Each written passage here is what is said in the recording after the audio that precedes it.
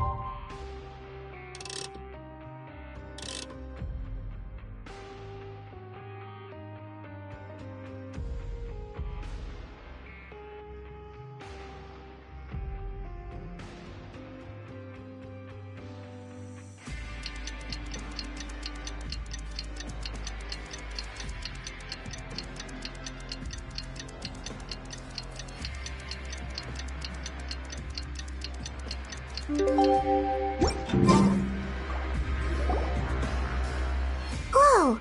How is the infirmary even busier than yesterday?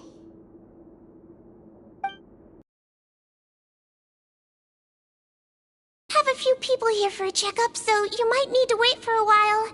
No problem. Anything we can do?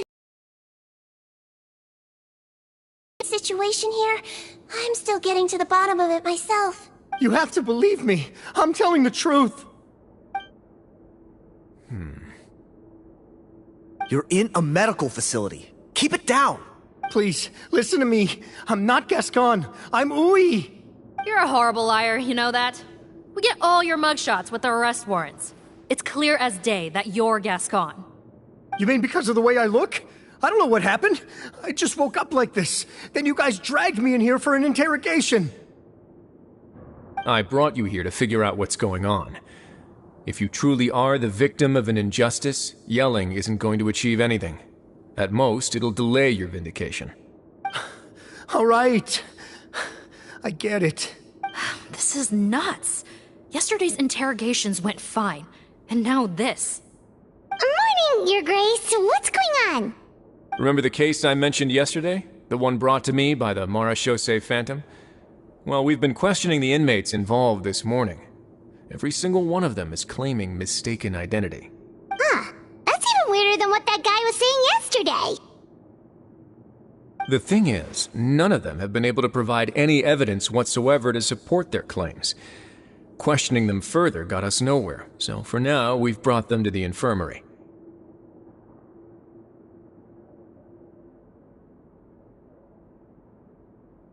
And we thought yesterday was as busy as it got for Sigewinne. We've compiled their statements. Have a look. Perhaps there's something we missed.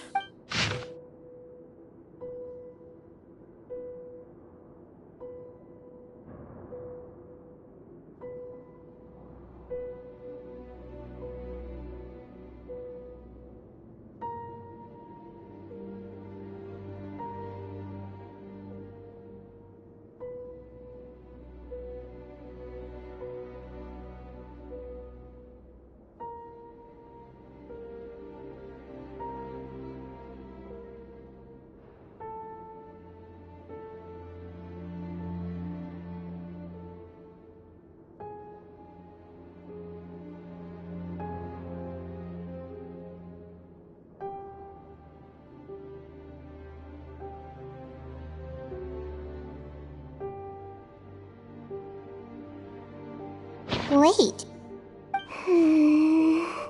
Release? Interesting.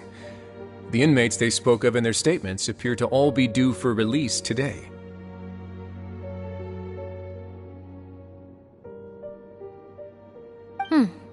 I noticed that too. If that's their plan, they're underestimating us a little.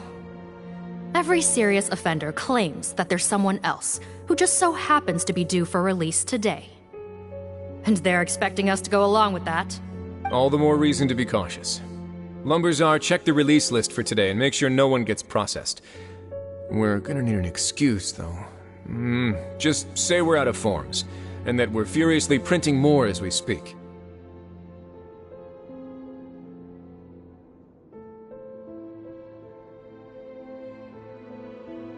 I'm on it. It's conceivable that our group of serious offenders somehow found a way to switch places with inmates who are about to be released, so they can walk out right under our noses.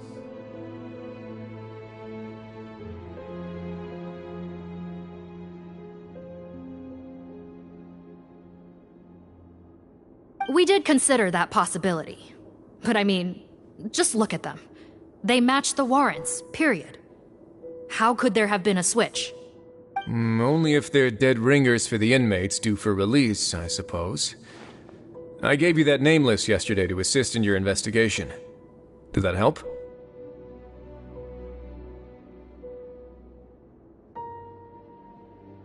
Yes, the inmates' mugshots were attached to the list. The first thing I did was check for lookalikes, and I didn't find any. The only other thing that stands out to me is that their voices sound a little different today. But it's not exactly hard to put on a fake voice.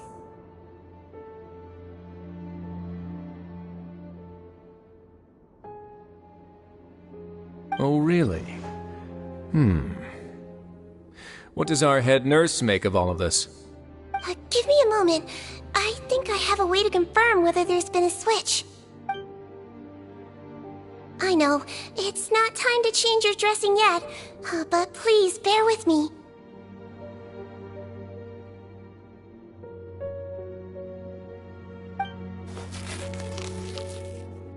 Huh? Isn't that the guy from yesterday? This should be Honore. He has very severe facial ulcers, which require an operation in the hospital at the Court of Fontaine. I authorized him to leave the fortress for medical treatment under guarded escort.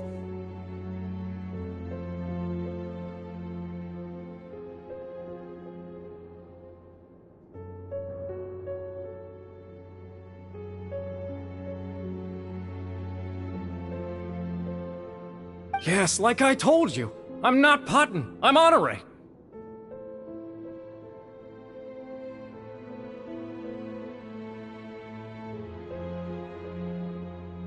So there has been a swap. Well, I can see what happened in Potton's case, but how do you explain the other inmates? You're not telling me their souls switched bodies, are you? No, I believe it was their faces that got switched. The method is a bit like replacing a tooth. Take the bad tooth out, put a false one in. And actually, I think I can prove it to you.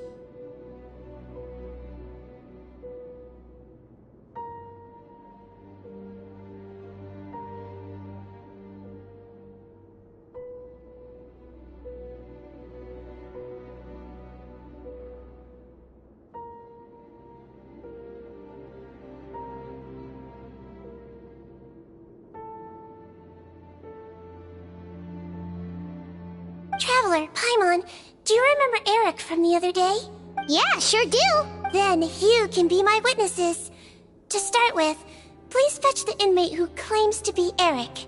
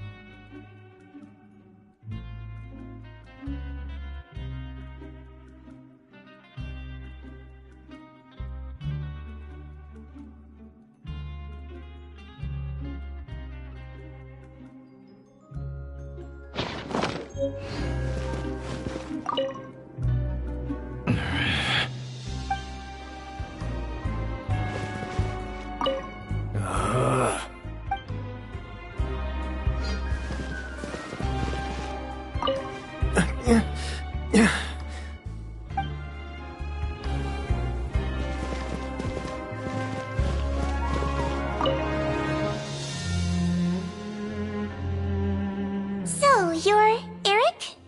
Yes, head nurse. It's me. You do believe me, right? I need to do another examination on you. Same procedure as yesterday. All right. It's the cognition test first, right? So I need to concentrate. Now, try to recall if you can. The last time we did this test, which finger did I hold up? I believe it was your index finger. But that means...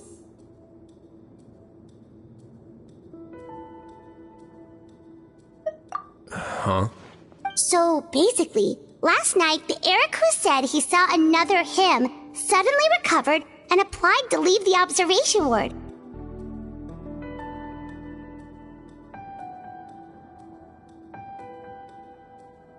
Sigewinne did another test before letting him leave, but that time, she held up her pinky finger. Huh? I don't know about any tests last night. There was nothing to do in the observation ward, so I went straight to bed. Then I somehow woke up in a high-security cell. Well, in that case, there is a reasonable explanation for the strange events of the past 2 days. So, what exactly happened? The gang of serious offenders wanted to break out of prison, so they identified a group of scapegoats, namely inmates whose terms were almost up, and planned to switch appearances with them. Last night, when Odilon was on duty, they ambushed him and had one of their group switch appearances with him using their face-swapping method. That allowed them to avoid scrutiny from the other guards.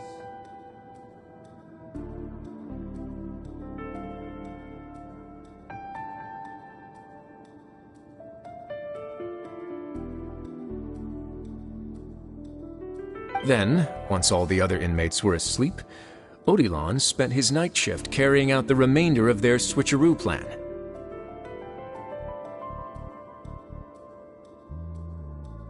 However, they made one mistake. Henri changed his appearance to match Eric's earlier than he should have done, and ended up being spotted by the real Eric.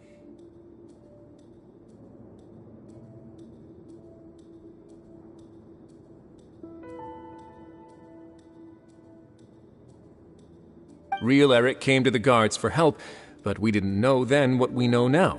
So we put it down to hallucination and sent him to the observation ward.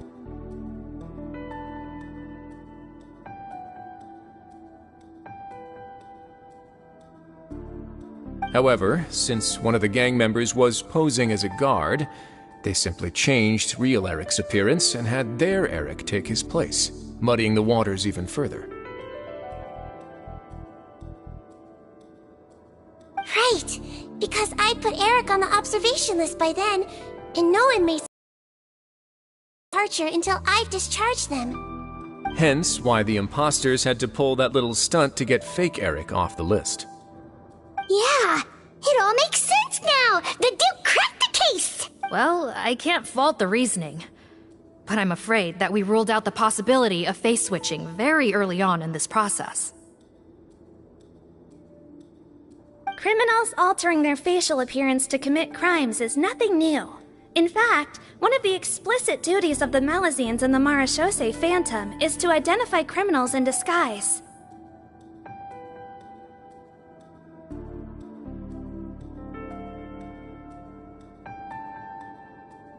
We carefully examined all the suspects, and there is no evidence that any means of disguise were used in this case. Huh.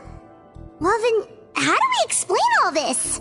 So far, it seems more likely that the gang stole documentation belonging to the inmates due for release, and are using that to commit identity fraud.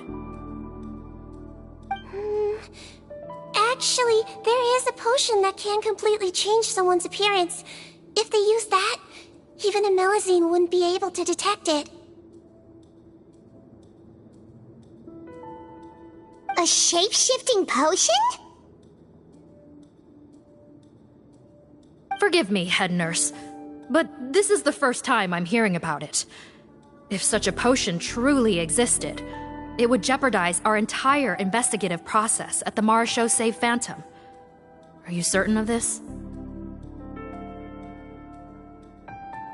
Yes, I am. But please, trust me in my professional opinion as an experienced clinician. At the same time, without any solid evidence, it's pure speculation. If we can round up all the inmates suspected of switching places, then have a little talk with both sides, we might just get our answer.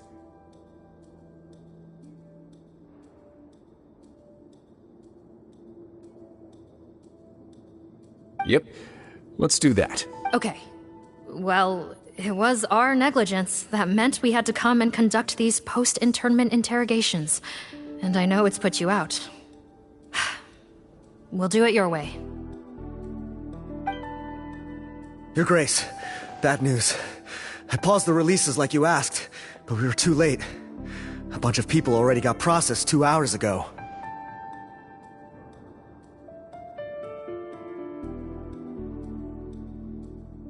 I checked the list, and sure enough, it's all the people who gave statements. 2 hours ago? That's before today's interrogations began. They had this all planned out. So there really was a switch after all. They really pulled the wool over our eyes on this one. We should be able to catch up with them if we leave now, right? Not if that potion is real. They can just switch faces again after leaving the fortress. And if the Marishose's Melazines can't even spot them, we wouldn't know where to start searching.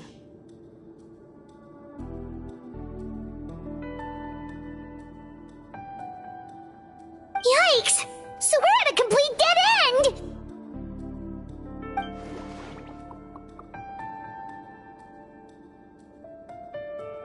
Well, technically there is one more lead we could follow up on. We were only able to arrest this gang thanks to the help of a researcher from the Fontaine Research Institute. I believe his name is Rawat.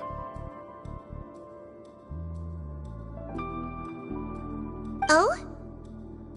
Rawat? Isn't that the handsome guy we met at that skincare promotion?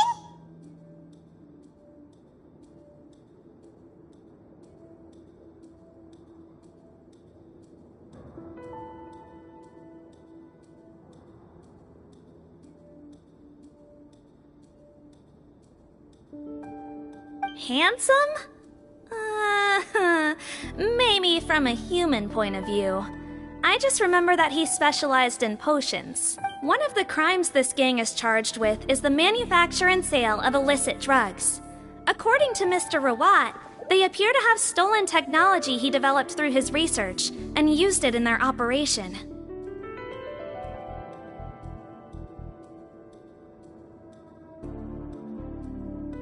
At first, he thought it was a typical case of intellectual property infringement, and he tried to negotiate with them. But once he discovered their criminal operation, he reported them to the authorities. Thanks to his report, we were able to swoop in and arrest them all in one go. What a hero! Bet that took courage on his part. No doubt. This is worth following up on. As the one who snitched on them, it's highly likely that Rawat will be targeted by the escapees.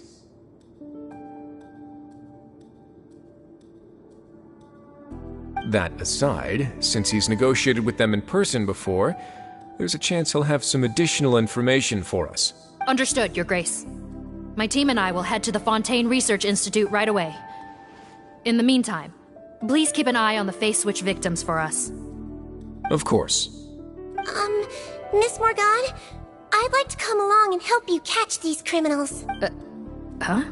Why's that?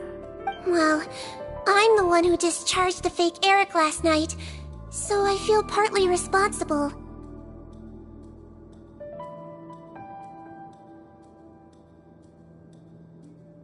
Don't say that, head nurse.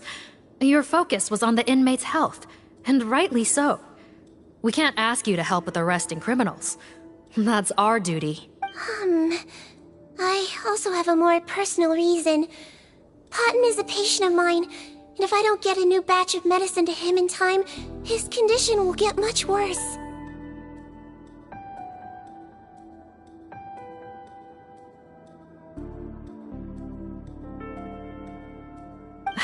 Look, head nurse, I completely understand where you're coming from.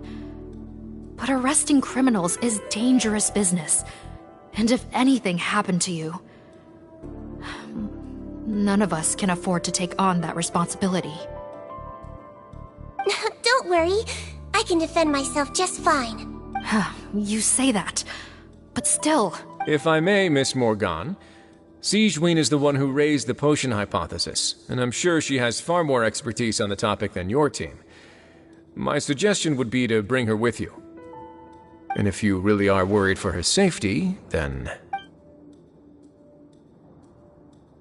Ah, there you go, right on cue. Knew I could count on you. Okay. Well, since this plan has the Duke's blessing, far be it from me to refuse. We should head off immediately. Time is of the essence.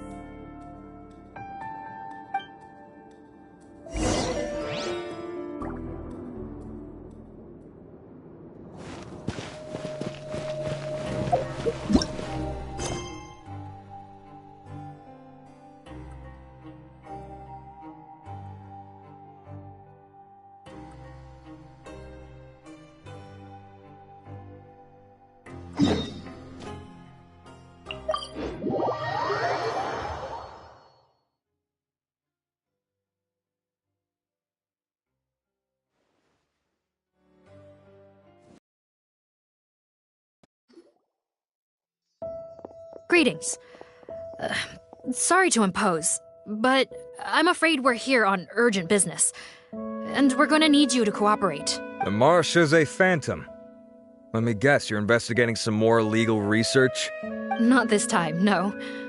We're looking for a researcher. Do you know where we might find Mr. Rawat? Rawat. Oh yeah, Mr. Handsome, right? He actually doesn't work on site here very often. There's a handful of researchers in the nearby area who know him pretty well, though. You can see what they know. Just a handful? Paimon figured he'd be the most popular guy around. Well, I guess you could say he's popular, at least on a superficial level. He's blessed with good looks, so he tends to make a good first impression on people. But in all his time here at the Fontaine Research Institute, I don't think he's ever had a single deep conversation about his research with his peers. That's no way to make real friends around here.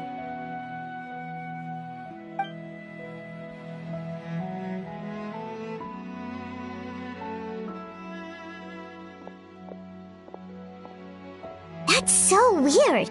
He definitely didn't come across like a recluse at that product promotion. I don't find that weird at all. He definitely didn't strike me as the kind of guy who's, good at making friends. Really? Paimon couldn't tell. Must be a Melusine perception thing. Okay, we should talk with his acquaintances. But we also need to check the Research Institute for any clues. Let's split up. It'll save us some time. Sure thing. We'll go ask around among the other researchers with Sigewinne. Paimon's suddenly kinda curious to know what everyone really thinks of him.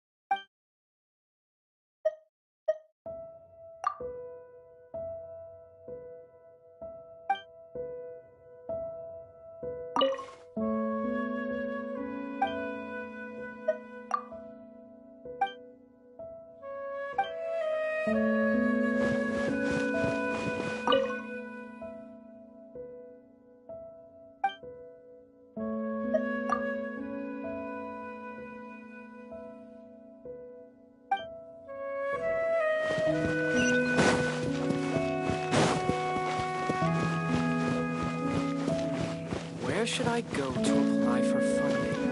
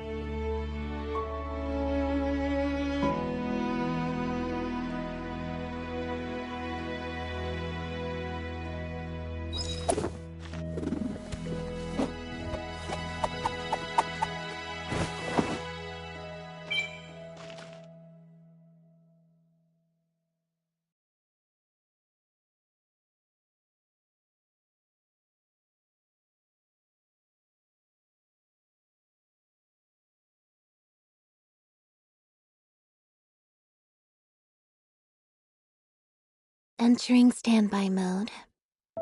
I hope nobody disturbs me.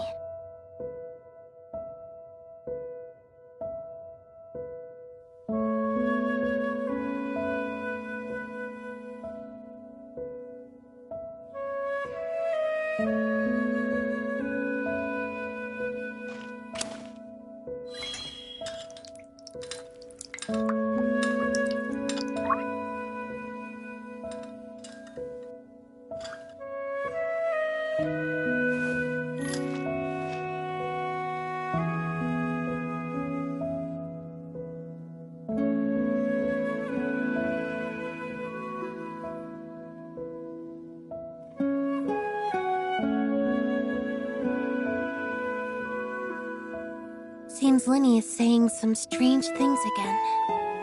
It's really worrying.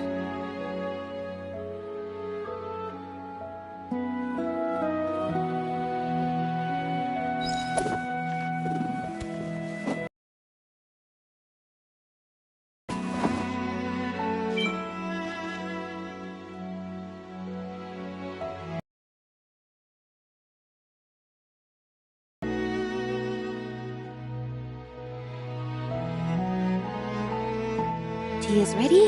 Now it's time for a short rest.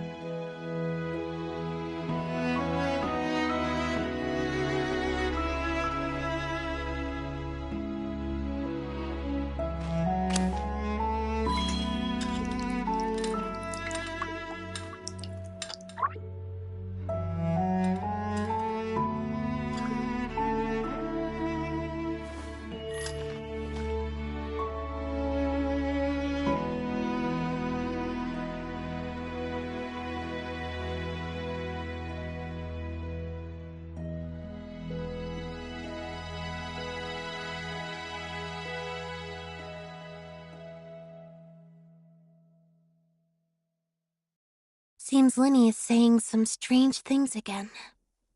It's really worrying.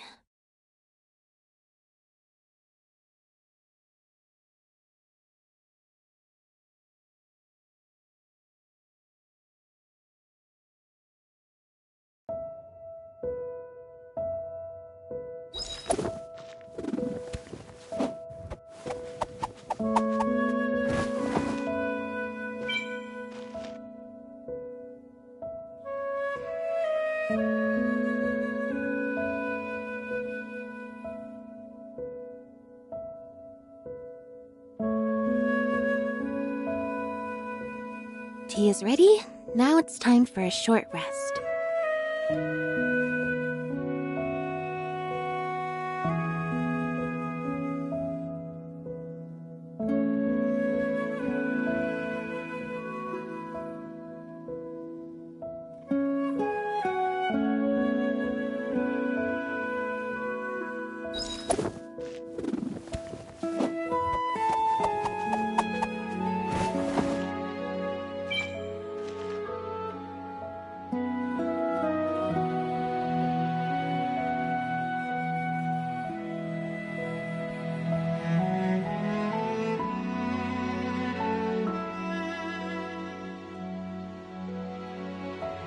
Seems Lenny is saying some strange things again. It's really worrying.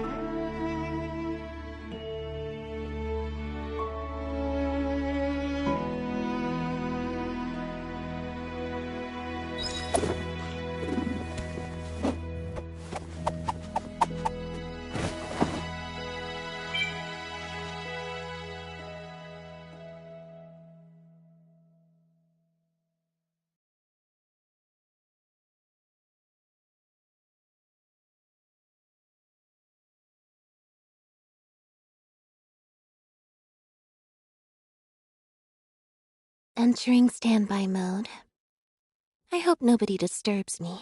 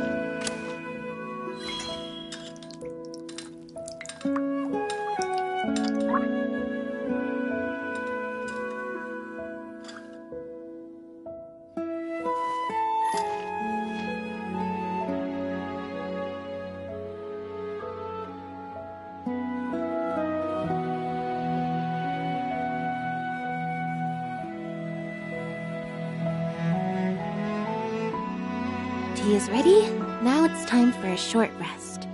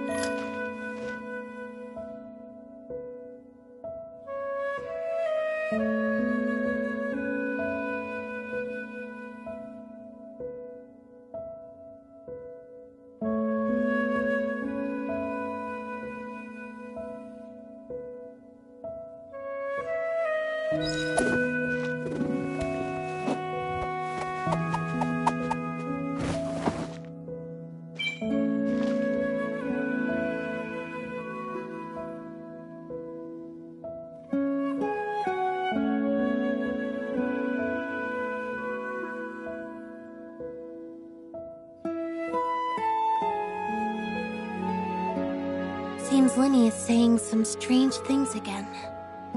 It's really worrying.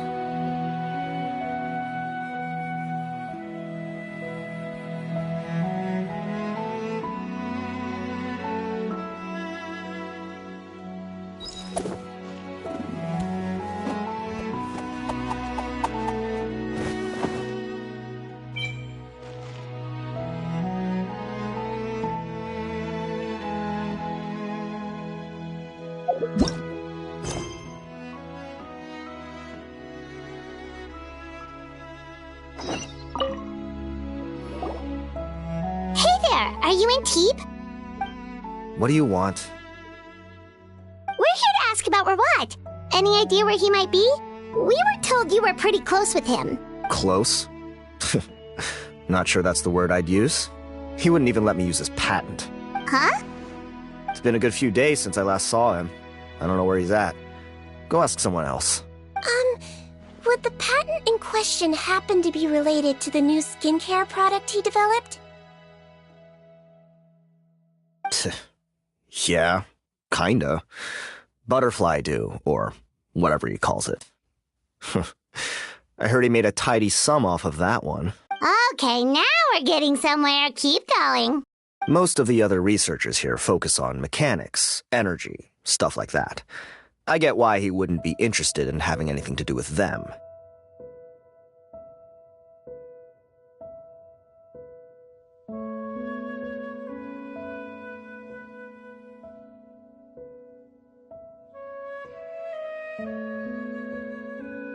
But I'm studying coatings.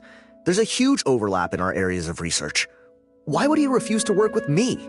I bought his product once and noticed it contains a unique substance that might have applications in coatings too.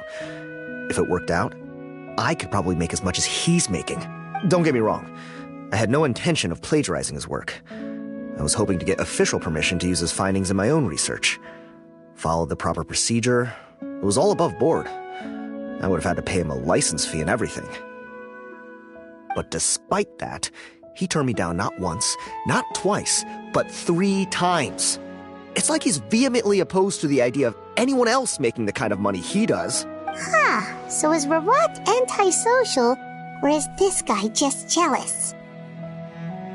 Well, it doesn't look like we're gonna get any info about Rawat's whereabouts from him. Let's go. Wait, 1 second. Mr. Antibes, next time you go shopping, you should buy some Buell fruits. Peel the skin, steep in water, then drink. It'll help calm your mood. Huh? Yeah. Thanks.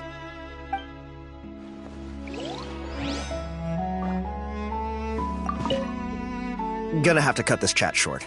I have a patent application to write.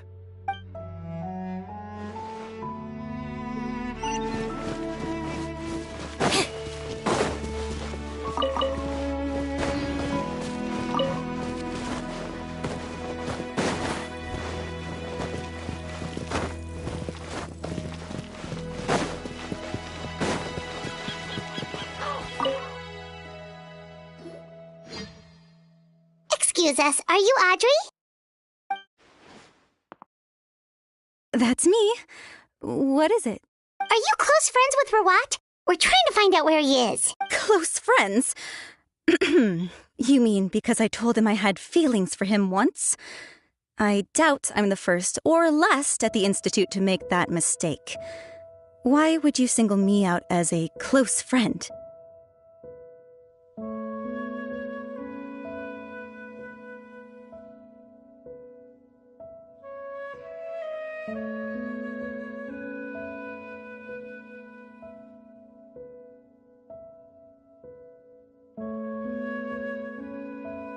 I should have known, really. Men like him, they just enjoy being surrounded by fawning women. They're not interested in a serious relationship.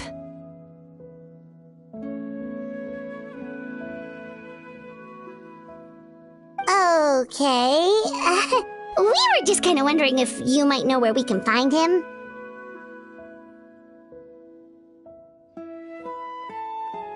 Why would I know where he's at?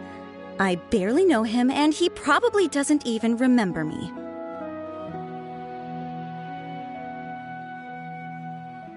Ugh, this is getting annoying. Shall we go ask someone else?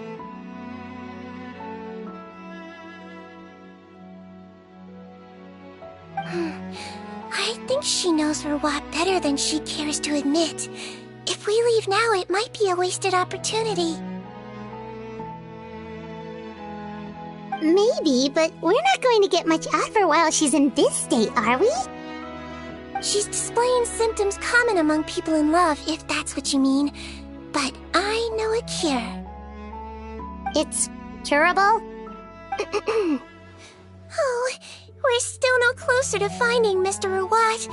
Oh, by this point, he could be in grave danger. Danger? Wait, why are you looking for him again? Oh, that's right, yeah! The Marechaussee Phantom said that he's been targeted by some pretty bad people. We need to make sure he's safe. What? How has this happened? He seemed fine when I last saw him, and that was only a couple of days ago. Just happened to run into him, of course. Oh, I see. Well, do you have any thoughts on where he might be right now? Okay, but this is purely out of concern for his safety. If he's not at the Institute, he might be at his mother's place. I heard she raised him alone, that they had it pretty tough financially, and these days she's housebound due to illness. He makes regular trips back home to check on her. Oh, okay. Do you know the address? Nope, sorry. I only found out the thing about his mother because it came up in conversation once. I was just trying to find out more about him, so I could get to know him better. When I told him I had a crush on him, I offered to help him take care of his mother. And yeah, maybe that was a stupid idea, but did he really have to yell at me for it? It's like, fine, I can take no for an answer, but what's with the temper tantrum?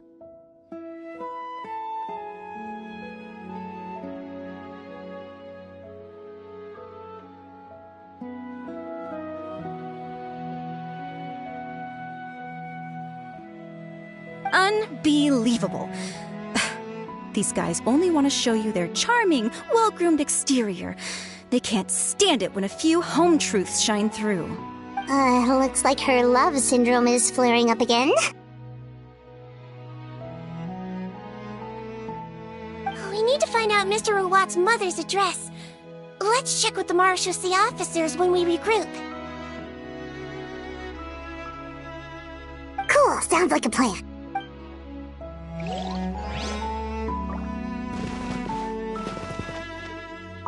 Well, I've told you everything I know. Don't you think it's time for you to go looking for him? Not that I care, obviously.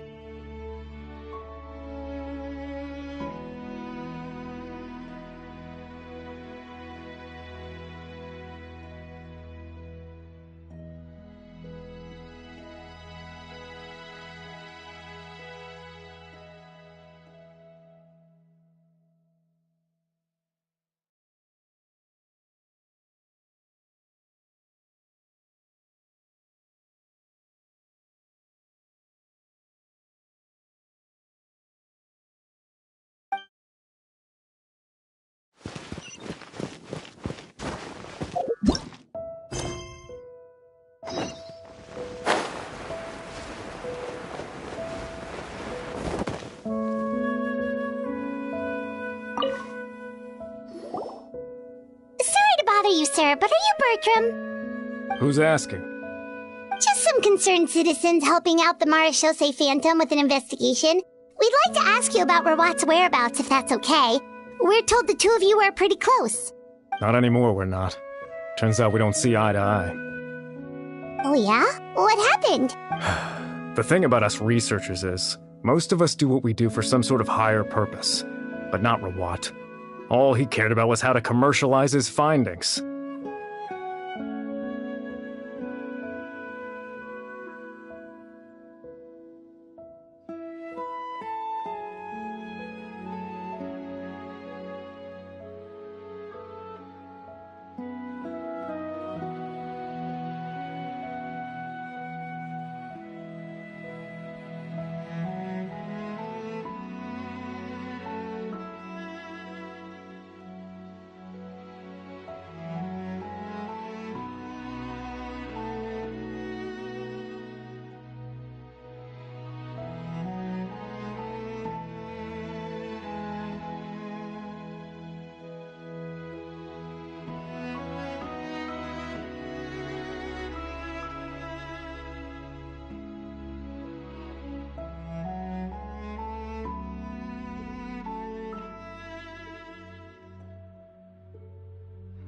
He won't even let you work with him unless you sign a confidentiality agreement first. Also, he has better control over who gets which intellectual property rights. How are you supposed to get any meaningful research done working with a guy like that?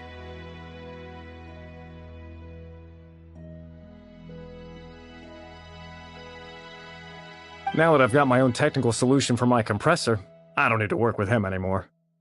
So that's what Rawat is really like. We'd still like to know where to find him. Is that something you can help us with? Wait, Yeah, I know you. You're the head nurse at the Fortress of Meripede. Alright, then I'm happy to help you if I can. I respect the work you do. Medicine serves the highest purpose of all the sciences. Wow, turns out Sigewinne's got some real clout. Thing is, I have no real way of knowing where he might be. I stopped working with him 2 months ago, and I've barely seen him since. But if you want my advice, I'd say go talk to the peddlers. There's a few he meets with every other day or so. Maybe they know where he's at. Peddlers? Yeah, back when I was working with him, I noticed he met with them quite often. Wouldn't surprise me if they were involved in some shady business together, because it seemed like they went out of their way to avoid discussing anything in my presence.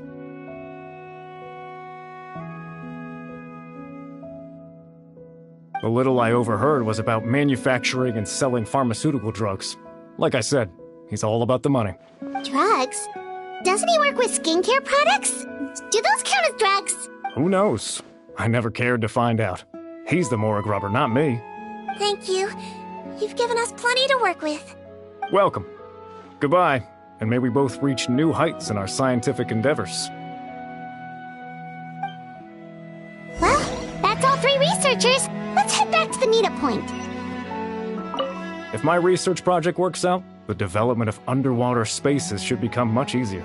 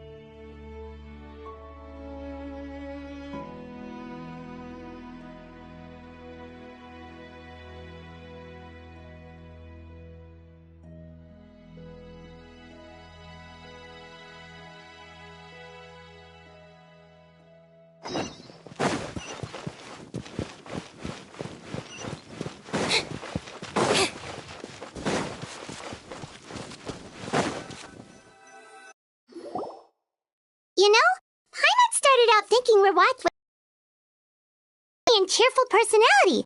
It's such a surprise to learn that his peers have a different impression of him.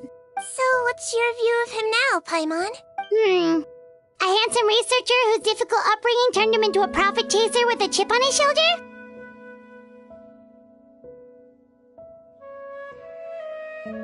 So your thoughts about his appearance haven't changed at all? Well, his looks are kind of a big deal. At least in Paimon's opinion. How does such a handsome guy end up being so antisocial? Even with his difficult family background, it just doesn't make any sense. You can't judge a person solely based on their appearance. Head nurse. Traveler. I assume you've spoken with the researchers. What did you find out?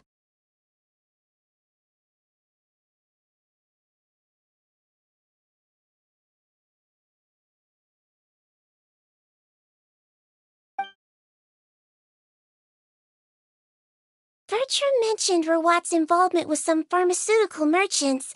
Do you know if he's registered any pharmaceutical brands? Since he was a whistleblower on such a huge case, I ran a background check on him. I don't remember there being any brands under his name. How strange.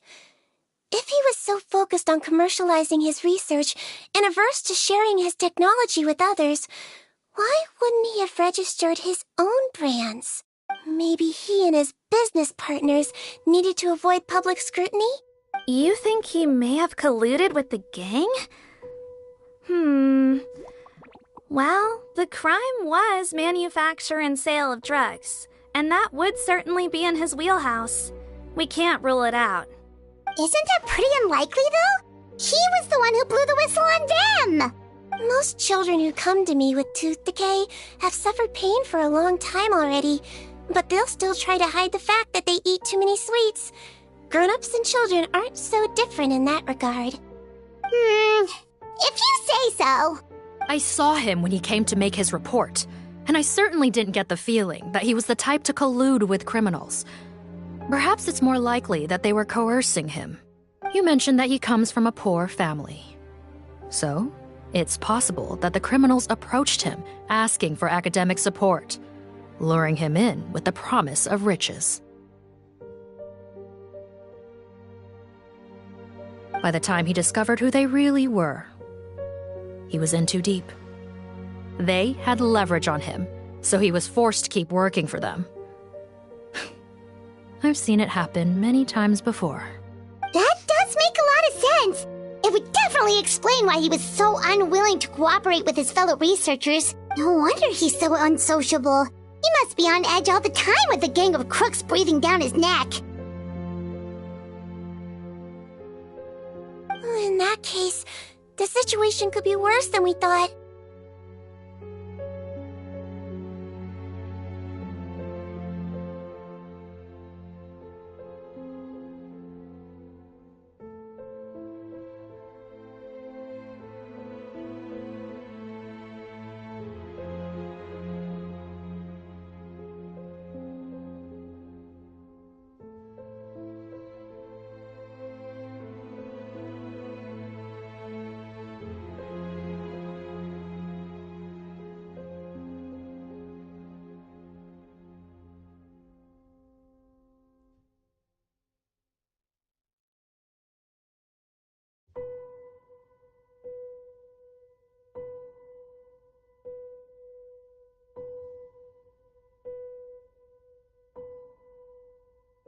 Whoever Watt was working with the escaped inmates, they're sure to know more about his whereabouts than us. Oh, there's a good chance they'll get to him before we do. Based on the information we've gathered so far, he was last seen 2 days ago. If no one's seen him since, maybe we're too late. 2 days ago? So he went missing right after that product promotion. That was the same day he reported the criminals, too. Not a good sign. Don't worry, everyone. I believe we still have a chance. Since he disappeared right after blowing the whistle, it's likely that he's gone into hiding. Yeah, he must have been worried that they'd come for him. All the more reason to find him as soon as possible. The only lead we have at the moment is his mother's house, which you mentioned earlier. Seath, think you can find the place? Yep. When you register a brand, the Court of Fontaine requires you to provide a legal address. The one Rawat wrote down was in the outskirts of the city. That should be the place. Okay, then there's no time to lose. Let's move.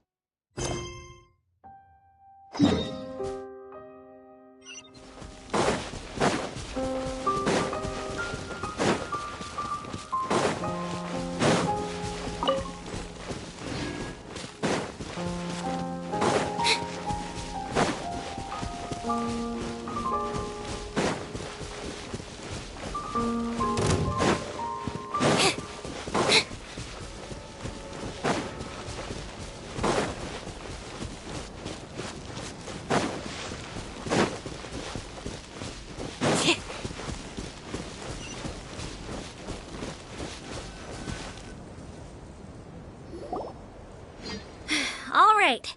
This should be the house. I'm pretty sure this was the address. Okay. I'll knock.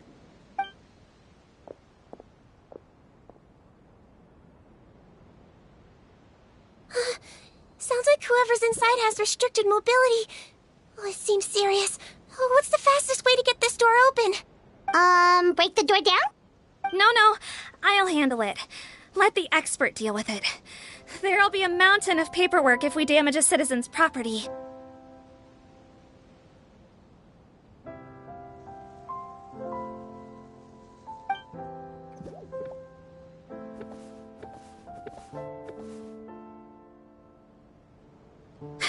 Calm down. Deep breaths. Remember your training. Control your strength. And... it's open! Seath, take a few people and lie in wait. Keep your eyes peeled for any activity around the house. The Traveler, head nurse, and I will go inside.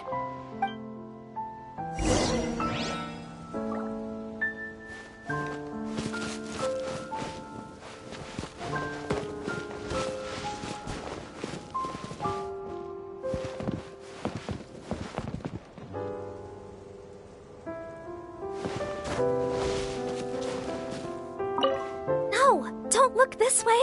I'm supposed to be hiding, remember? Captain's orders.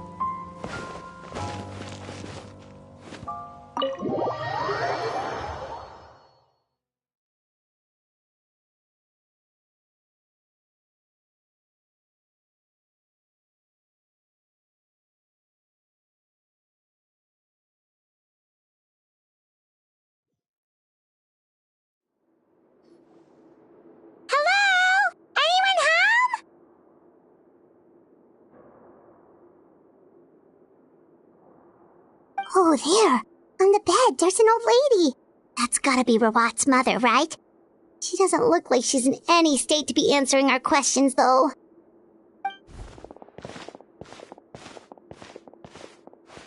We could try, but she is very ill. We mustn't force it. Well, doesn't look like Rawat's here. She's the only one we can talk to. Yep. Allow me. Hello, ma'am. Might I ask if you're Rawat's mother? We are trying to locate him.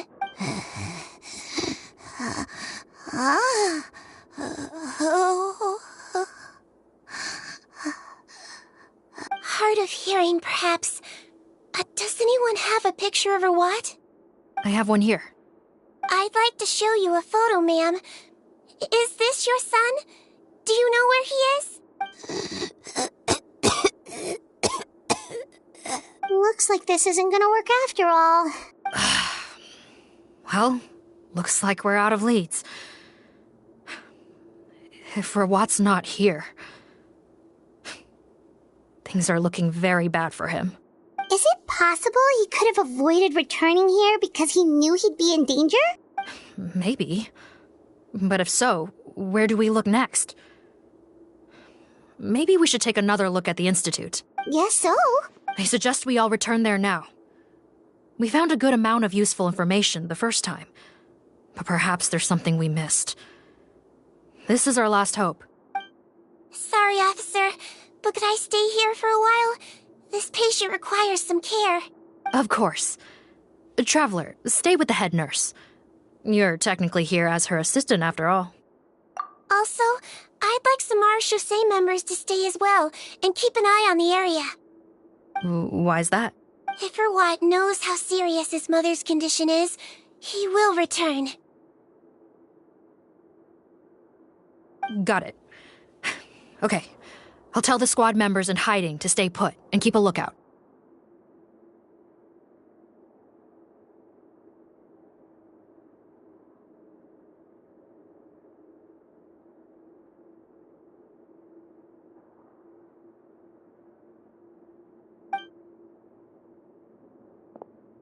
Thanks for helping me out yet again, Traveler and Paimon. No problem. But when you say her condition is serious, do you mean... Yes. She's barely clinging on to life. Oh. Let me take care of a few things first.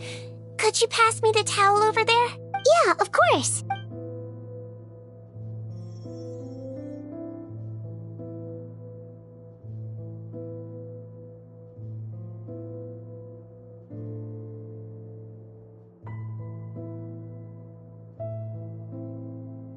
I can tell that her family has tried a lot of different treatment methods, including some very expensive medicines. Unfortunately, her condition is so multifaceted that a recovery looks all but impossible.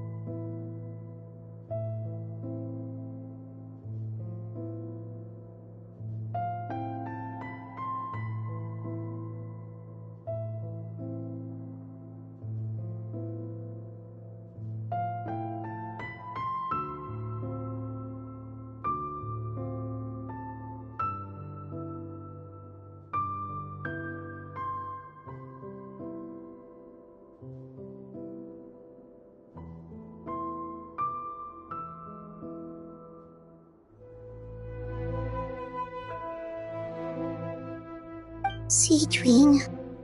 My mom bets being a nurse must be pretty tough at times like this. Yes. It makes me a little sad. In a Melazine's eyes, a human's birth, aging, sickness, and death are as much a part of natural law as sunrise and sunset. But human medicine can defy that law to some extent. In that sense, it is a science of miracles. That is why I became fascinated with it in the first place. But it was only after I truly became a doctor that I realized miracles don't always happen. Even the greatest doctors cannot cure all diseases. Sigewinne. Well, don't worry about it. Doctor's duty is not to cure all diseases, but to treat whatever ailments they can. At the very least, I can lower her fever. That way she'll suffer less, and she might even be able to see her son. Yeah. All the more reason to find Rawat as soon as possible, even if we don't catch those crooks. Oh, her fever is getting worse. Could I get some hot water? Sure, we're on the case.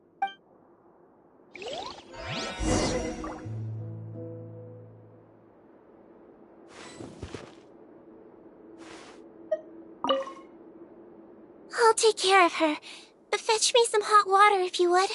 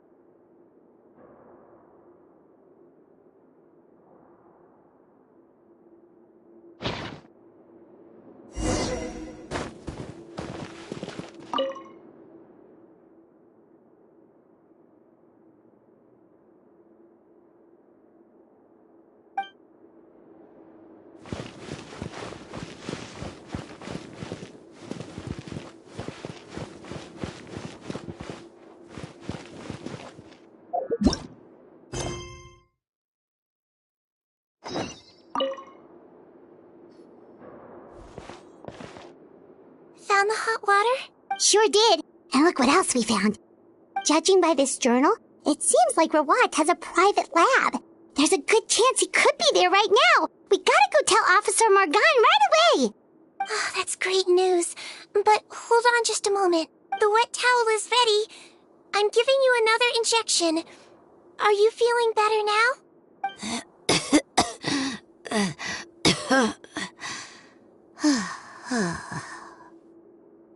It's all right. We'll go bring him back. Please hang in there. Thank you.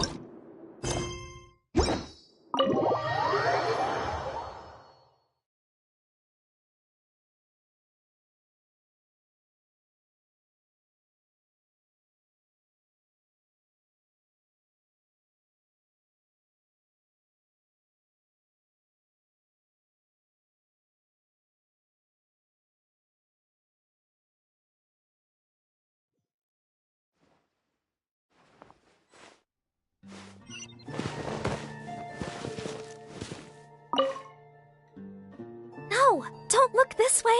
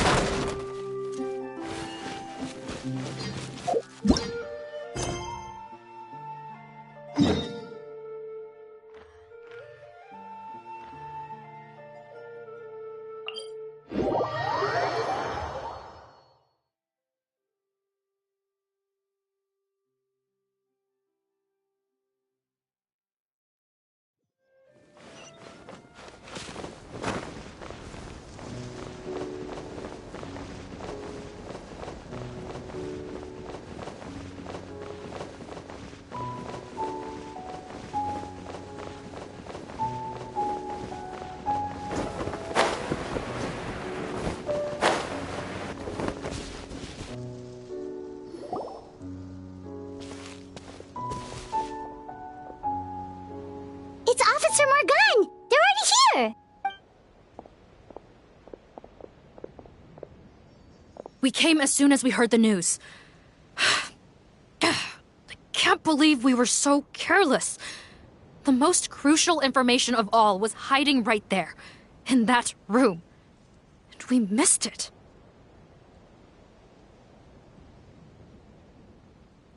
Don't blame yourself. Right now, we need to focus on finding a way in. There's a mechanical door over here! Hopefully the instructions in Rawat's journal will help us open it.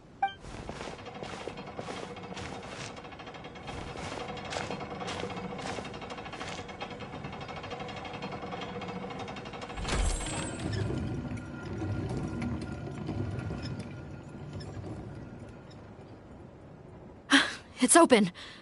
Let's go in.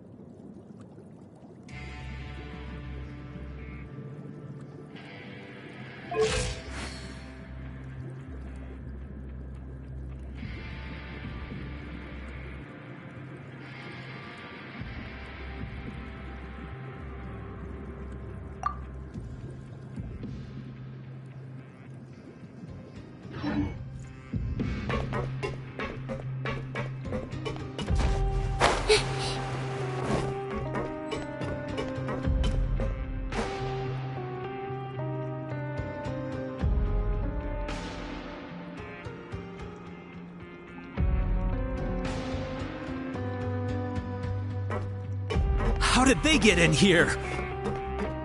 Captain, up ahead! Those look like our fugitives! So they found this place too? Don't let any of them escape!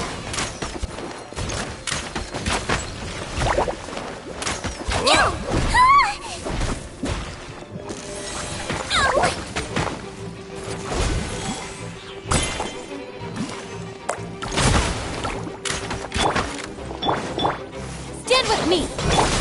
Bombs away! Go! Let the magic begin! Shakana!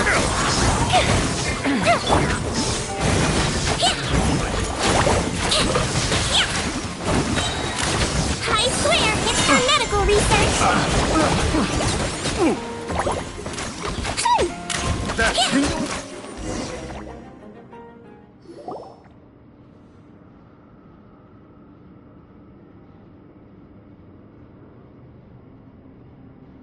Captain, according to our list, many of the fugitives aren't accounted for.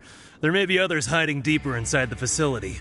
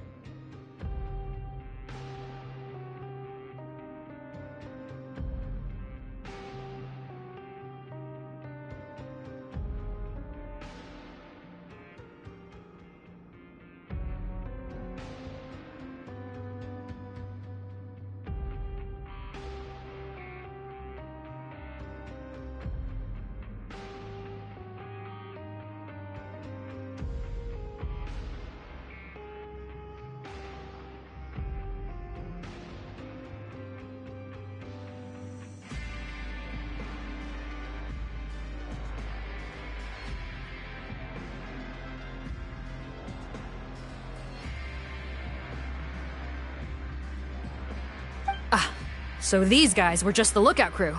The Marashose Phantom! How did they find this place?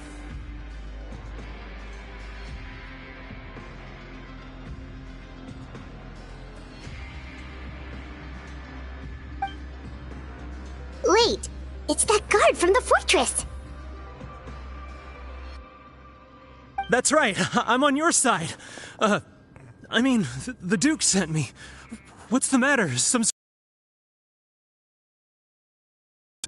Mr. Odilon, didn't I tell you a few days ago that you need to stop all field work until you've recovered? Well, you know, gotta help His Grace out. Share the load. Officer Morgan, this man is an imposter. The real Mr. Odilon has no recent health issues. What? But Looks like the head nurse was right about the face-swapping method. Arrest them all!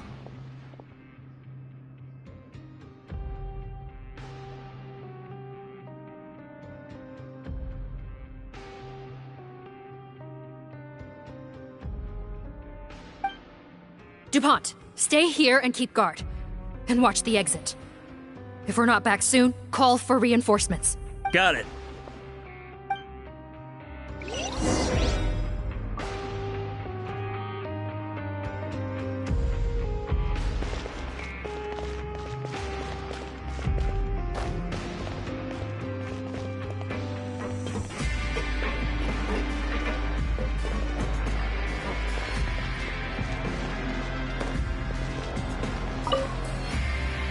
Don't worry, I got this covered.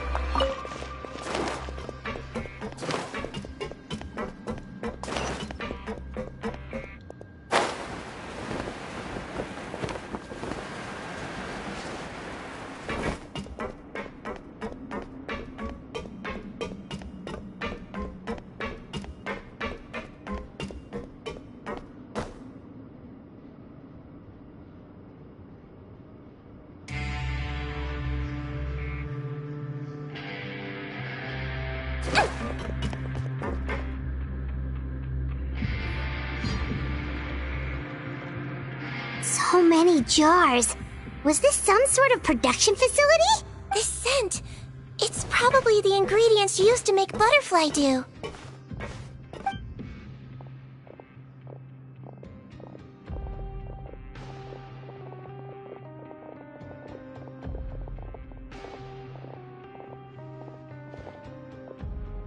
How come they're all empty? Did it sell so well that he ran out of supplies? How strange. Why would Rawat choose to manufacture a popular product like that in such a difficult-to-reach location?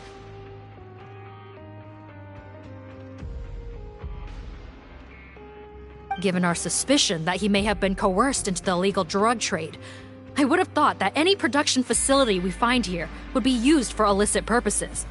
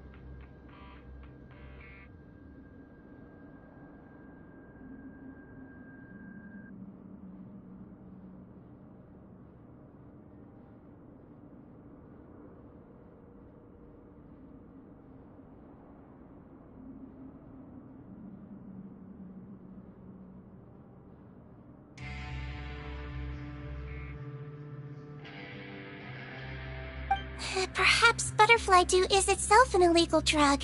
Do you have any evidence for that claim? No, just a guess. We need to find Rawat as soon as possible. He has all the answers we need. Understood. Well, let's not linger here. Let's go. Come on.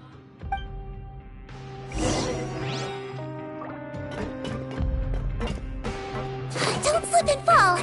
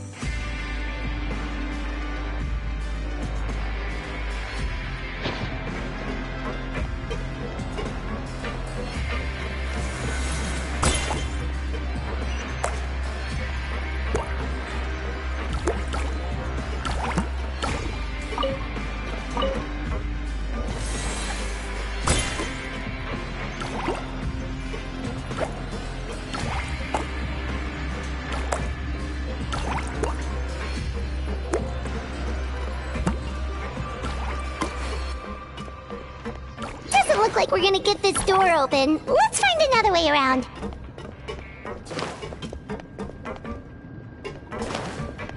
Don't slip and fall!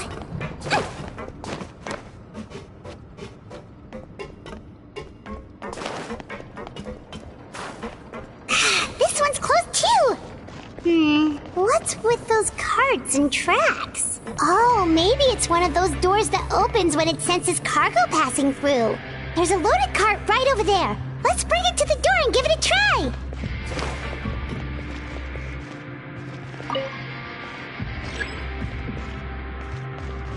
Don't slip and fall!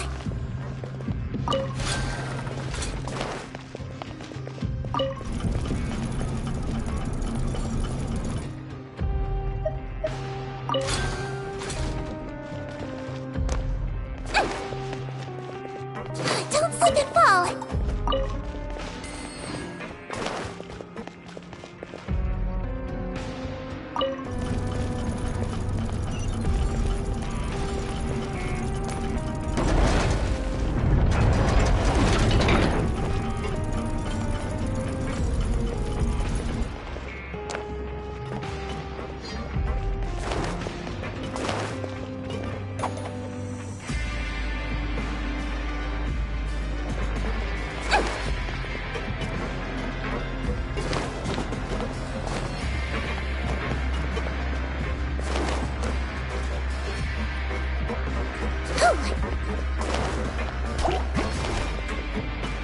Wibbly wobbly! Don't slip and fall! That wasn't very nice! Yeah!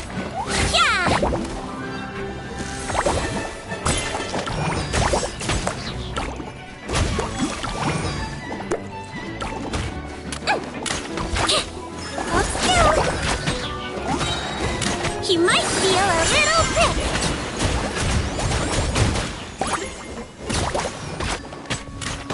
Don't slip and fall!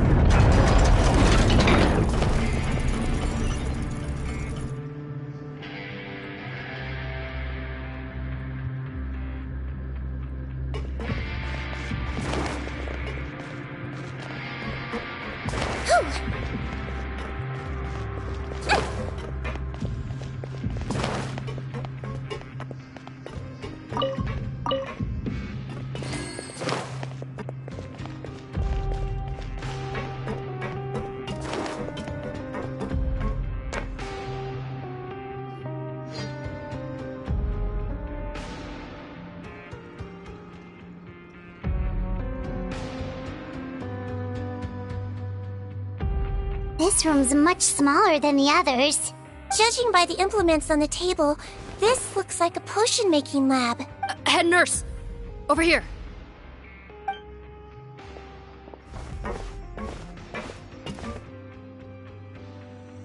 Let's see. Huh? Robot's clothes. Why would he change here?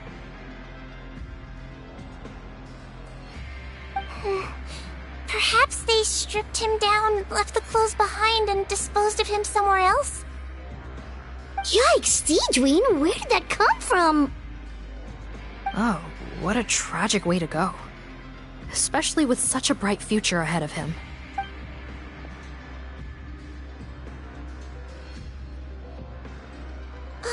There's a path leading further on, Officer Morgan.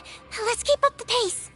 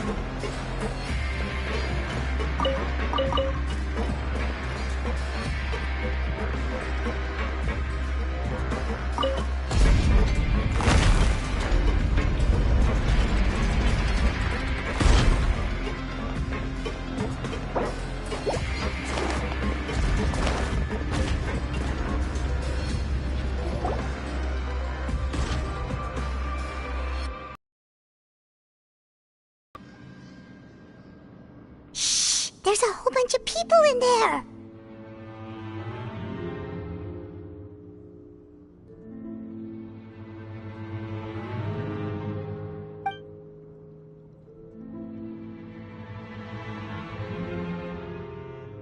Are you serious? You're telling us that within a day, our faces are going to rot like yours?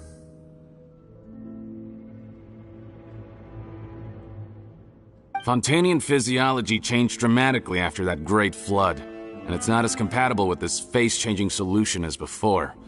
The side effects are as you can see.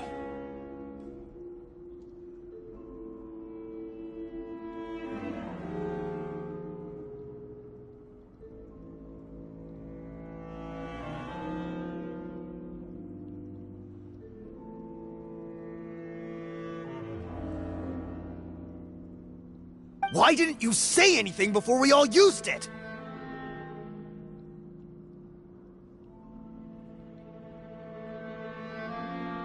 Look, my plan got you all out of prison, didn't it? You'd have much bigger problems to worry about right now if the Marechaussee Phantom found out about your other crimes. Consider an ugly mug getting off lightly.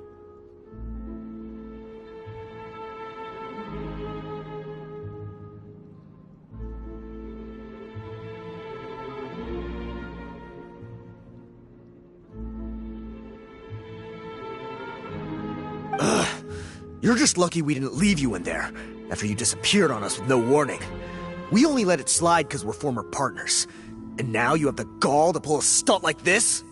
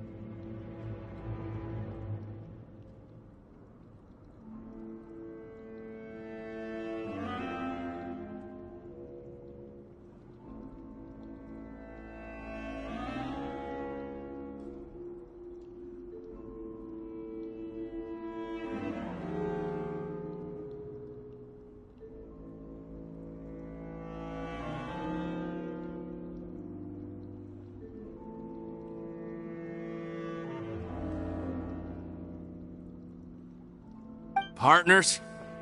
Make no mistake, each of us is only looking out for himself.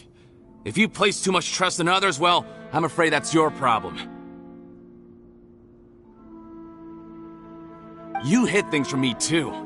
Remember how you each had a spare potion? You kept quiet about it until we planned the prison break? Oh, and you didn't have a secret spare? Then do you want to explain how you melted your face off before all this?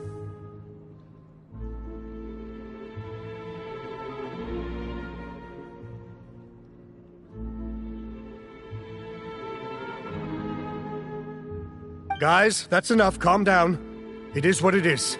Arguing won't change anything.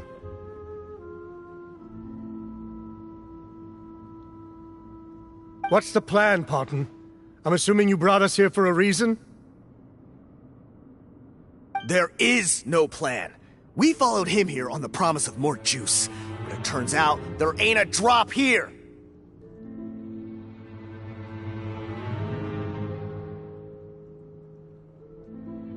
Besides, what does it matter now anyway? He already said, even if we did get our hands on more of that stuff, switching faces again solves nothing. They're still gonna meld off eventually. I said enough arguing! Parton, tell us the plan. The most practical solution is to continue using the potion. Keep switching to a new face before the ulcers can start forming. Are you kidding me? This stuff was hard enough to get a hold of even when we had a supply. Now you're asking us to use it like skin lotion, after the flood all but wiped the supply out?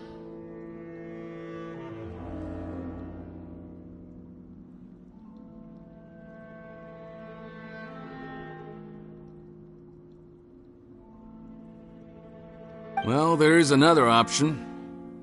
But you'll have to make a deal with me first. Okay, now we're talking. What's the deal? I have a document I took from that researcher that details how to make a replacement. Just give me one bottle of the undiluted fluid, and I'll get to work.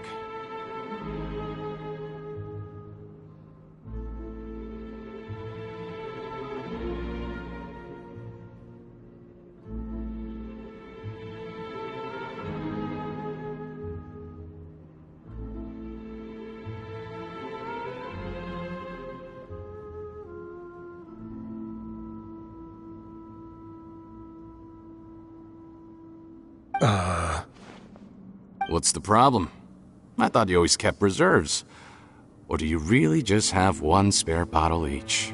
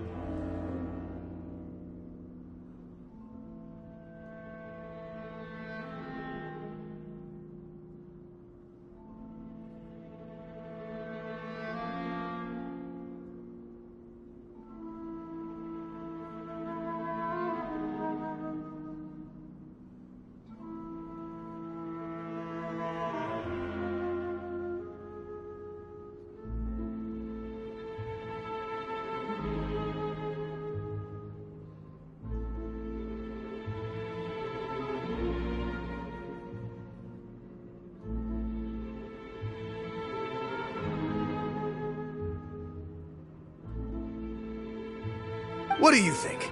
That we were shipping them into the fortress of Meripede by the basket load? Well then, say hello to never showing your marred faces in public again. Ugh, I've heard enough!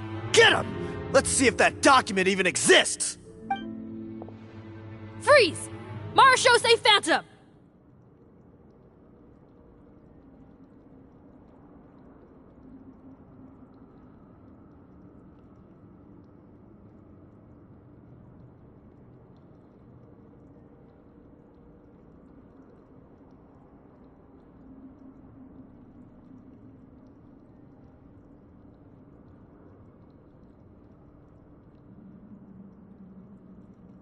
What? Who let them in? Officer Morgan, before anything else, please find out Rawat's status. Rawat? I don't see him. Hand over the hostage now, if you want any chance of avoiding an extension to your sentences. Spare us your condescending attempts to coax us back to our cells. You think we're looking to negotiate? Rawat is dead.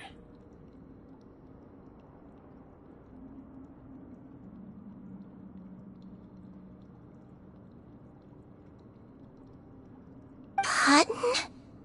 Arrest them all! Don't let anyone get away!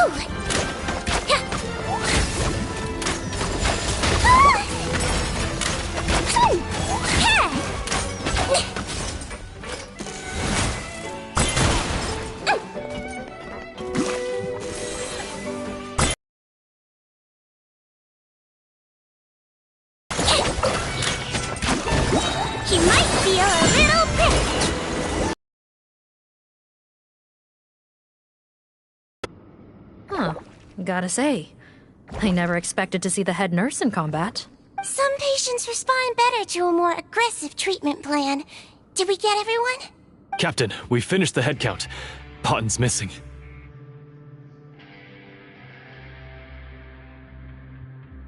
Over there! The door's closing!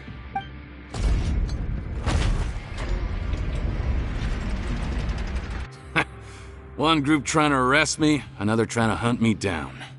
Good. I gotta kill two birds with one stone.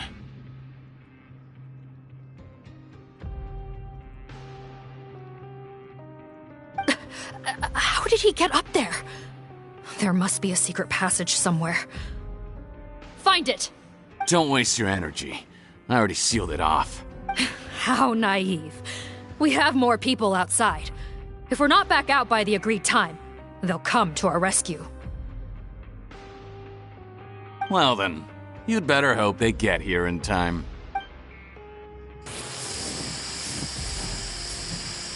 There's some kind of gas leaking from the pipes. Be careful, it's poisonous. This is our distribution center, where we store the product derived from our source solution. We had to use special fire prevention methods to prevent contamination. The pipe network here was designed to emit a gas for firefighting. One little modification later, and it makes an efficient death trap.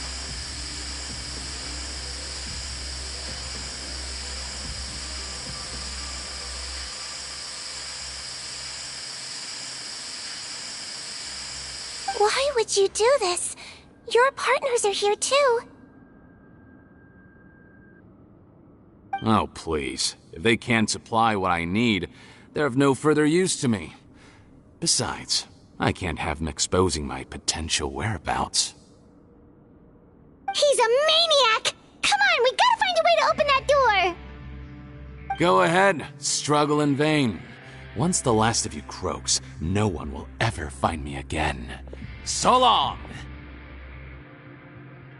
Are you sure you're ready to leave, Potten?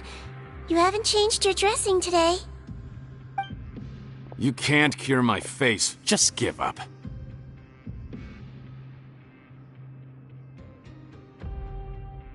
And what if I could? Nice try. You're just trying to stall me. Don't you worry about me. I'll find a way to cure my face once I get out of here. Oh, I doubt it. After all, Fontanians can no longer dissolve in primordial seawater. What the... How did you... The key component of the face-changing potion is the fluid left behind by dissolved Fontanians. It might look like ordinary water, but it has some unique elements in it.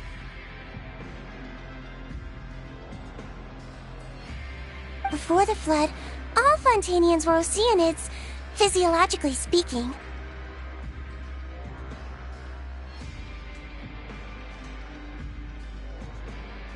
A potion made from that fluid could dissolve and reconstruct the face of a Fontanian in much the same way as hydroidolins change form. Theoretically, it could give someone any appearance they wished, but since the flood, Fontanians have become true humans. They can no longer provide the source material for this potion, nor reap its benefits.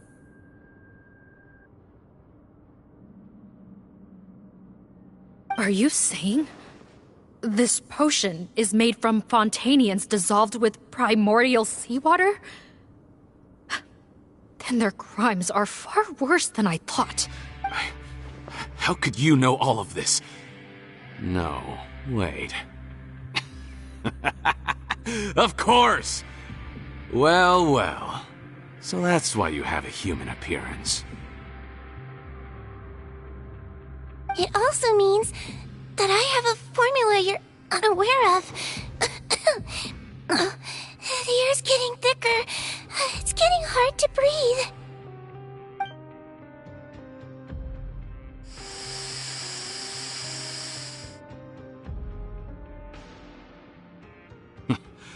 I might get to make a deal today after all.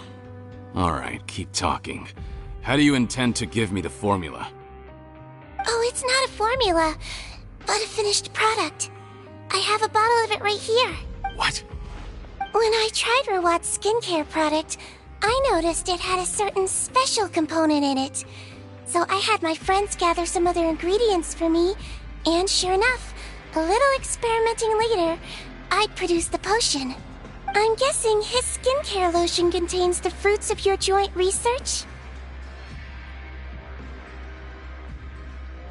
Huh. Impressive guesswork. Yeah, we were a supplier for some of the raw ingredients. But it only contains a tiny amount of the active ingredient.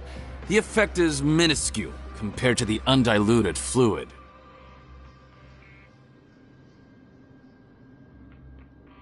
Well, I found a way to reverse the dilution process, giving the skincare lotion a similar effect to the fluid it is derived from.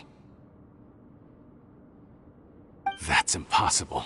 If I tell you some of the ingredients, I think you can figure it out. First, you need to combine tainted hydrophantasm tissue with transoceanic pearls at a ratio of around 3 to 7. Tainted hydrophantasms and transoceanic pearls. I see. Can't believe I never thought of that. So, can we make a deal? Sounds good to me. There's a delivery pipeline beneath this window. Drop the potion in, and I'll release you all.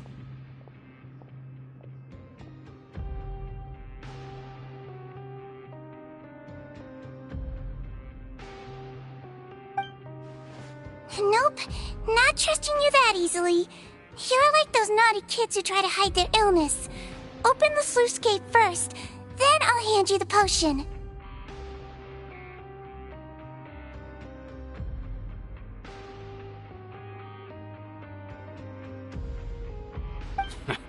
Even if you're not bluffing, your potion won't cure my face permanently.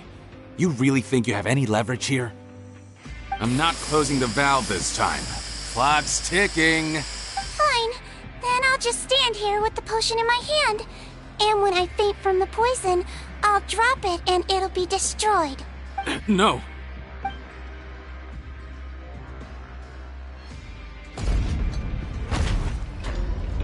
It's open! Disable that sluice gate! Jam it! Don't let it close again! That's more like it.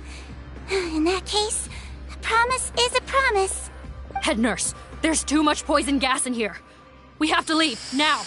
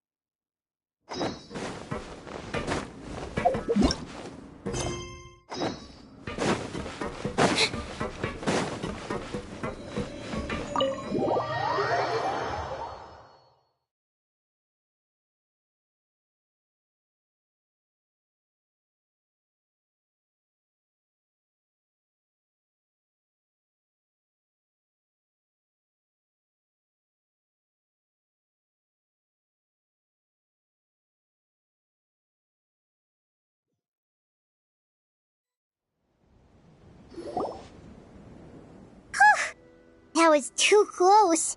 That button is a real nasty piece of work. Oh, don't be too quick to sit down. Moving around a little will help relieve the soreness.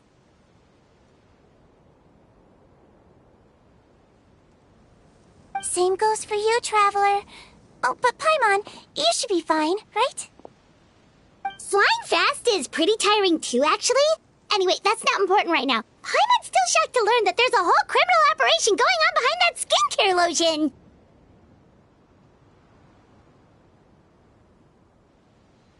Shame I ended up giving the improved version to Potton after finally making it for you. I'll make you some more, I promise.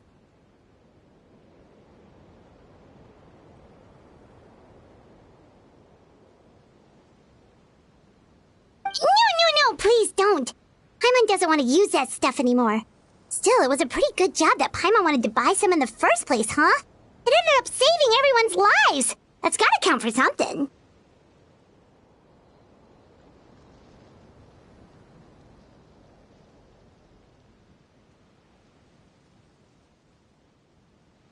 Yeah, Paimon was just kidding. Head nurse. I've done a final head count of our team and the criminals. Everyone's here and doing fine. We're ready to escort the fugitives back to the fortress of Meripede. It's a shame that we didn't find Rawat. At this point, I'm afraid he's probably deceased. What a horrible bunch. Especially that Patton guy. If he hadn't made good on that deal, we'd all be dead because of him. No, we wouldn't.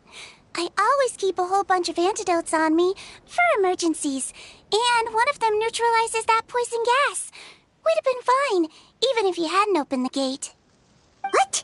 Then why did you give him the potion? If this is true, I must concur. Sorry to be blunt, but I think you made a bad decision by handing him that bottle. If he changes his appearance and flees Fontaine, it's unlikely that we'll ever find him. No matter how cooperative his accomplices are when we question them. No, you don't understand. I gave him the potion precisely so we could be sure where he'll go next. What do you mean? We gotta hurry. She won't last much longer.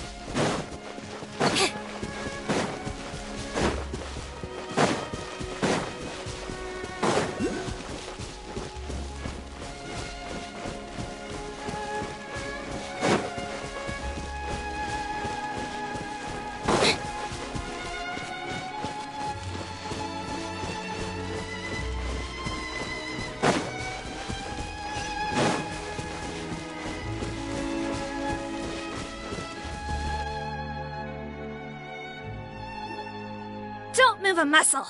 I might be short, but I pack a mean punch. Captain? You're just in time. While I was lying in wait, I spotted this crook snooping around, trying to find a way in. So I detained him.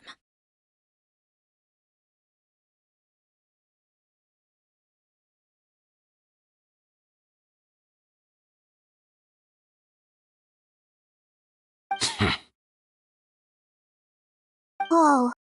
His face. Are you... Potton? So this is where you were heading, huh? What? This is how Potton looked before his face was marred. His current appearance matches the mugshot on his arrest warrant.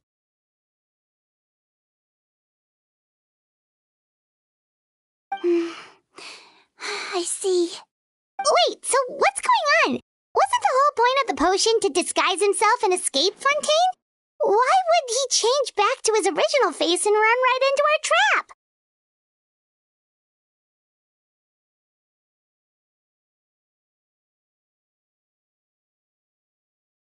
Enough of this nonsense. Let me in!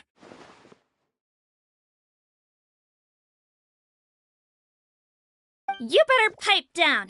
There's an old lady in there who's very sick. No way are we letting a crook like you inside. To heck with it. Listen to me. I'm Rawat. That's my mother in there.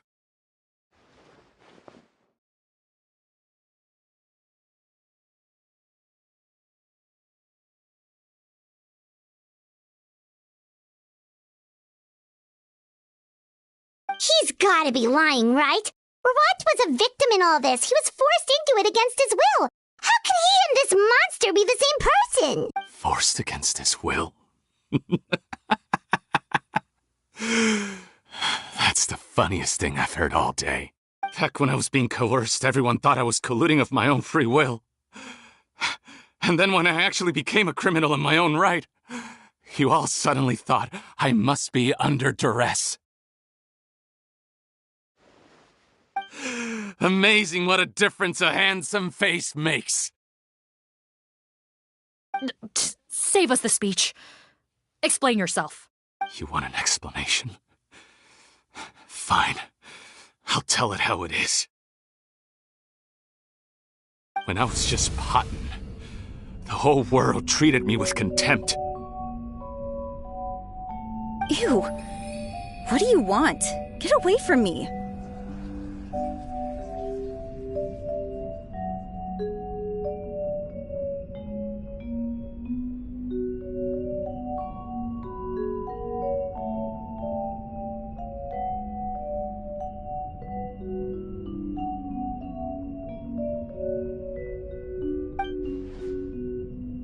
Women despise me. Collaborate? You don't look like much of a researcher to me.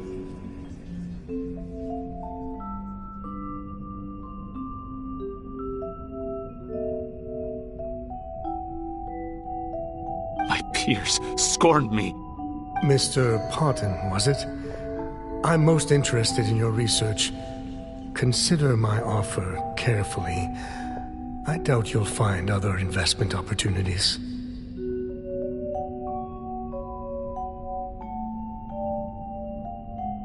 Only villains would work with me.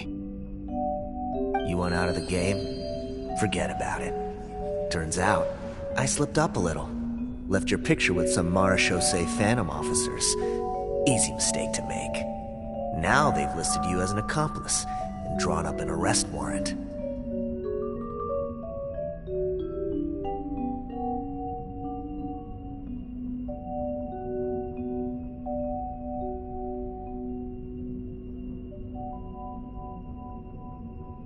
So I suggest you put any thoughts of running away to rest. If you get caught by the guards for being in the synth business, you ain't ever seeing the light of day again.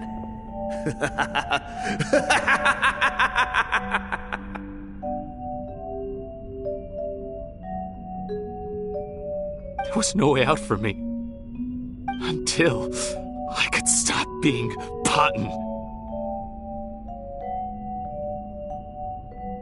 Mr. Rawat, I have something I'd like to tell you. I became popular with women. This new potion you developed is fascinating. Genius, in fact. Would you consider working with me? I'd be happy to sign a licensing agreement. My peers looked up to me. I'm very interested in your research, sir. You must no doubt have offers from countless investors, so far be it from me to ask for a full collaboration, per se. I merely wanted to express my interest. No pressure at all, naturally. And the villains even began to fear me. Becoming Rawat showed me what a superficial world we live in, but I did not hold a grudge. After all, this superficiality could be made to work in my favor. Or so I thought. But alas, the world seemed bent on finding a reason to make me despise it. Mother, I'm back. How are you doing? Who are you? I bought the best medicine Mora could buy, but nothing would cure her illness. In the end, I hoped she'd at least be able to see her son one last time before she passed, but... when everyone else rejected me. The only person who cared about me was my mother. Then, when I became a rising star in the Fontaine Research Institute, I was unrecognizable to her. I have to let her see me again, even if it means donning my own wretched, ugly face. Well, is that enough explaining for you? Now do you understand? Let me inside already! Have you ever considered if you'll even be able to look your mother in the eyes after what you've done?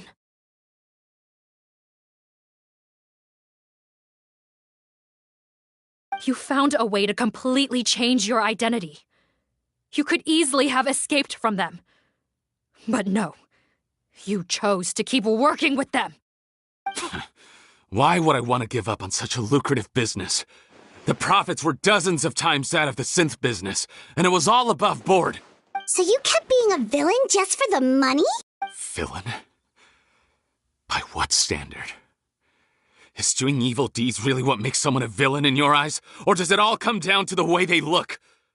None of you saw a villain when I was wearing my other face, did you? You have no right to judge me! You're all just fake people living in a hypocritical world! I regret nothing! My mother would understand!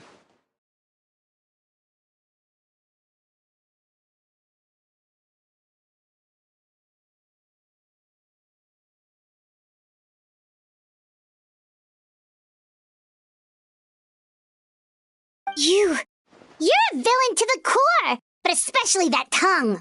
Honestly, I don't see a villain when I look at your current face either. Don't humor me. You don't seem surprised by my confession in the least. How long have you known the truth? I didn't know anything for sure until you chose to take that potion bottle and spare our lives. But if you're asking when I started suspecting you, it was the first time you came to see me at the infirmary. I had to confirm my suspicions. That's why I chose to join this investigation. Are you kidding me? A young, promising researcher and a wretched criminal? What on earth gave you the idea that they could be one and the same person? Well, there were no visual clues. This potion's face-changing effects are very powerful. Even as a Melazine, I couldn't see through the disguise. But I believe I understand humanity a little better than most of my kind. Humans have certain fundamental qualities that do not change with their appearance. Fundamental qualities, huh? So you think you're the one who's seen through me, do you? Most people probably don't know this, but I think I can guess what your deal is. Melazine constitutions are very close to that of water, so it stands to reason that the potion should work on them too. You used it yourself, didn't you? That's why you have a human appearance. Sigewinne? Yes, you're right. I'll bet it was back in the days when Melazines were discriminated against because of their appearance.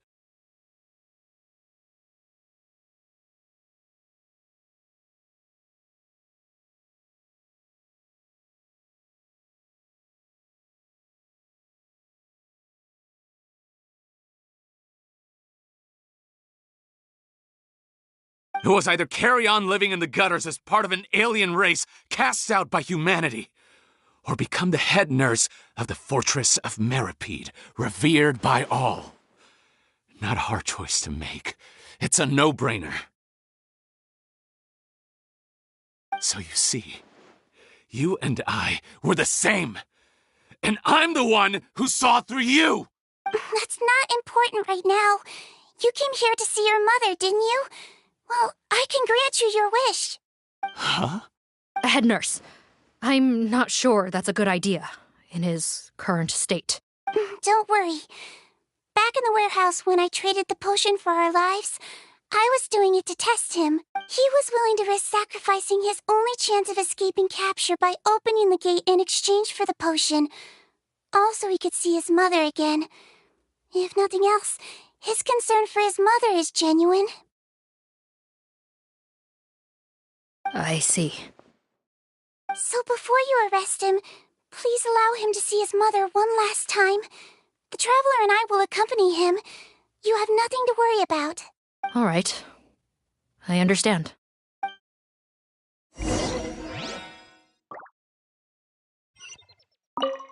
I don't trust this guy much. Be careful. Join the head nurse inside. If he tries anything at all, shout.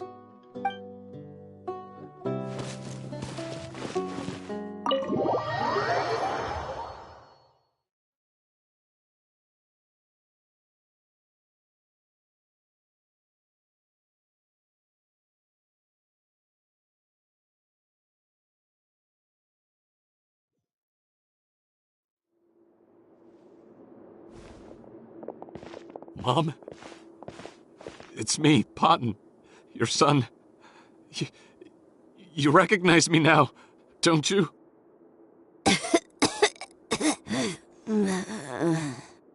Mom, what's wrong? I'm sorry, but I have some bad news. I examined your mother last time we were here, and it appears that due to her prolonged fever, she's lost her eyesight. What? Your appearance no longer has any bearing on her ability to recognize you. But there are always other ways to remind our loved ones who we are. Wouldn't you say?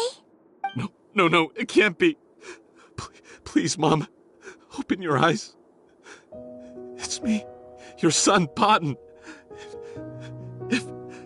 If you really can't see my face, then here, take my hand.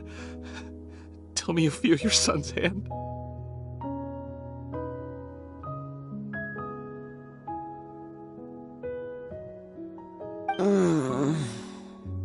I've done so much to get to this point. Please, you have to recognize me.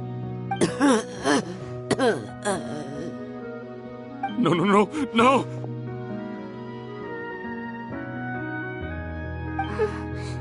The temperature of his palm must have changed. I'm sorry. It seems I couldn't bring him back to you after all.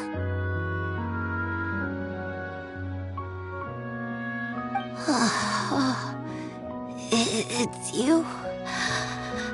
Thank you. Oh, of course. Mom, why will you answer her and not me? Why? No more questions, Potton. She's gone. Mom?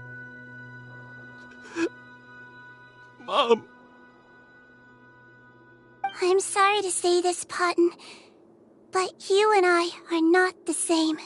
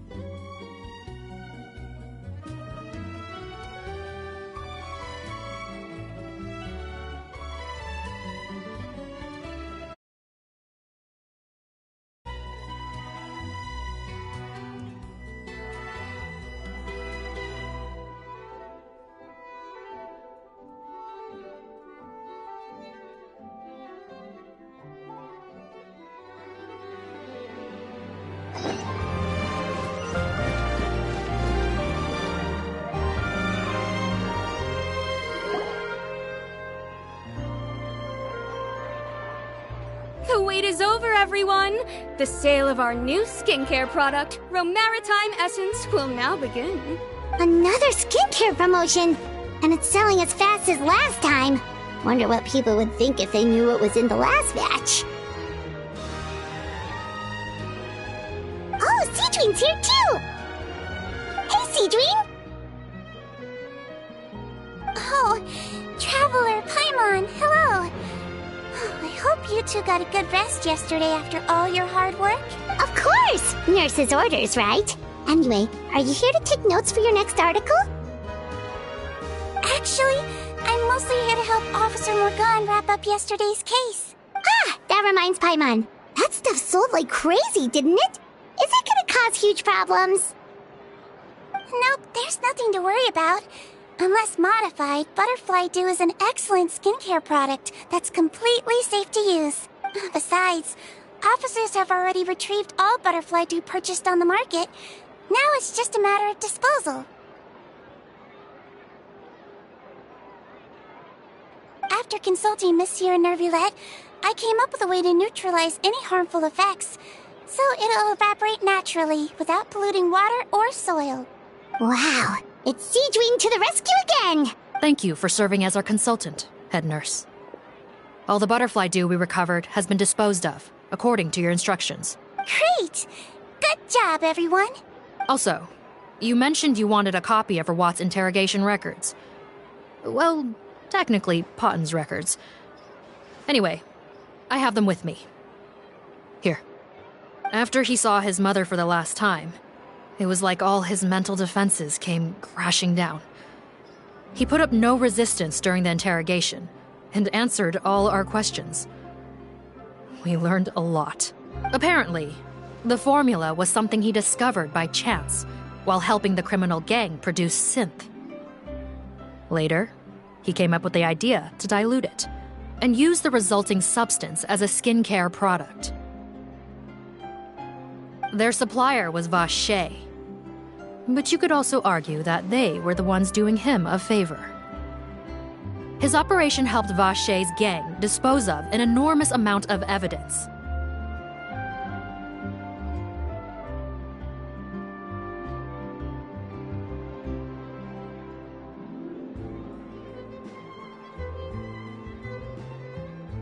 It made for a seamless collaboration. One man's trash was another man's treasure, and there were no loose ends. It's no wonder we never noticed what Potten's gang was up to.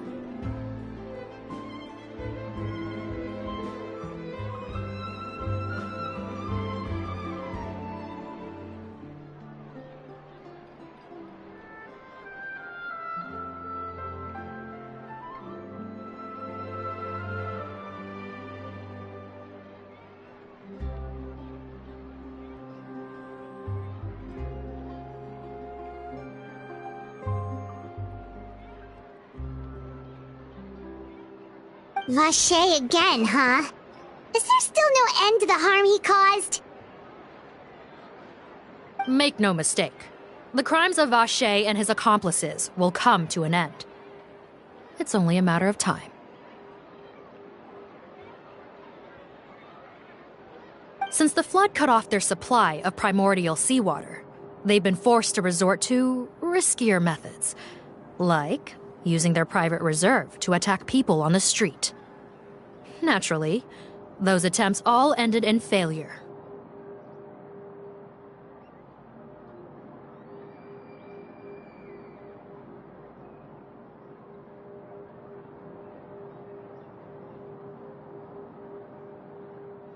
After receiving numerous reports, we were able to zero in on the gang and eventually round them up. That sounds more like it!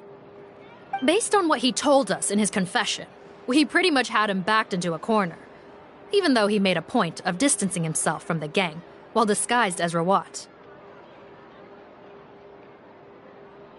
He tried to throw us off his tail by reporting his accomplices, giving him enough time to transform back into Potten and see his mother one last time.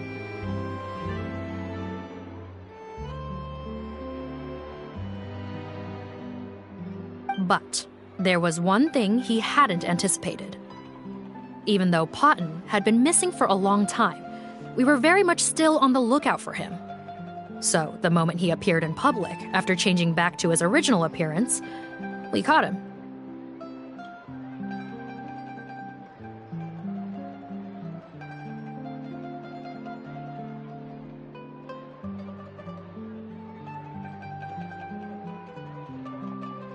So he tried this once before, huh? Guess he really did want his mother to see him again. But in the end... Looking at the interrogation records, it seems like he spent the first sum of money he earned as reward on his mother's treatment. Yes, which is why I suspect that his initial motive for using the potion was not personal greed, but a desire to become somebody who had the power to save her.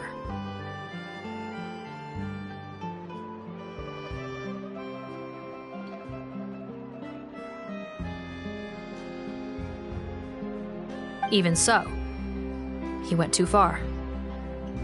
In the end, he got what he deserved. I understand.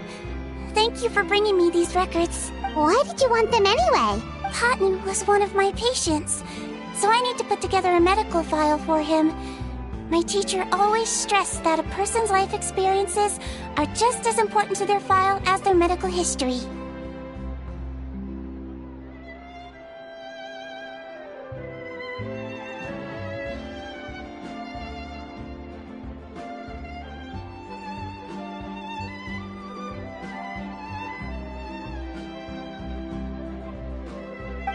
Still treating him like your patient.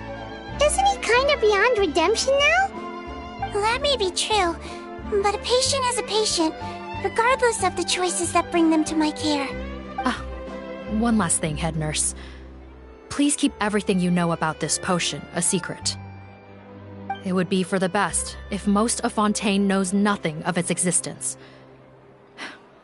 I know my fellow officers and I will be able to sleep easier if that's the case.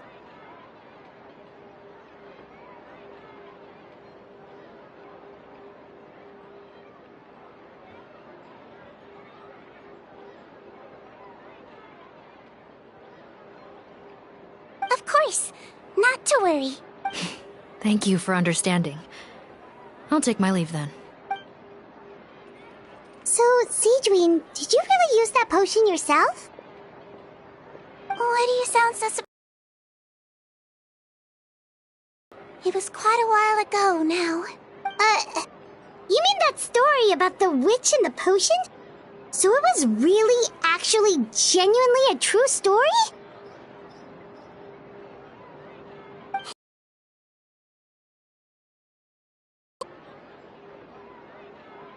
But... I know. There are some secrets I can't tell anyone about. But considering everything we've been through together, I know I can trust you with them. Before I tell you though, could you follow me somewhere? I want to pay my respects to an old friend. Of course!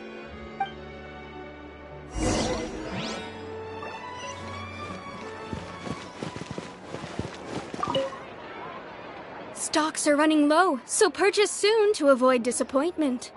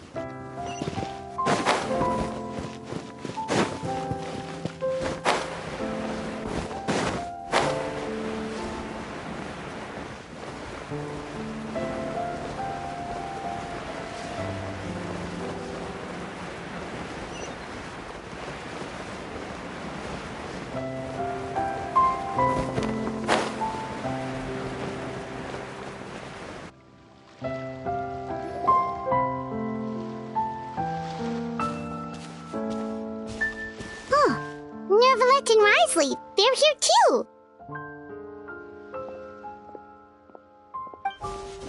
Good to see you, traveler. Paimon. I trust all has been going well for you? Big news, everyone. The Udex is out of his office on important business. Is that genuinely something people would consider big news? Why wouldn't they? Important business is a big deal. Ah, yes, you're quite right. When someone you care about requires emotional support, being there for them at the right time and place is of the utmost importance. After reading the Maréchal Phantom's reports, I had a feeling a trip here might be in order. Take note.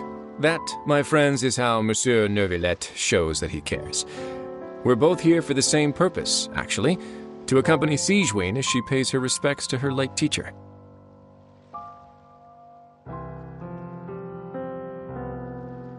So the old friend she mentioned was her teacher then? The witch? Oh, sorry. Paimon didn't mean to be rude. It's only because Sigewinne calls her that all the time, so...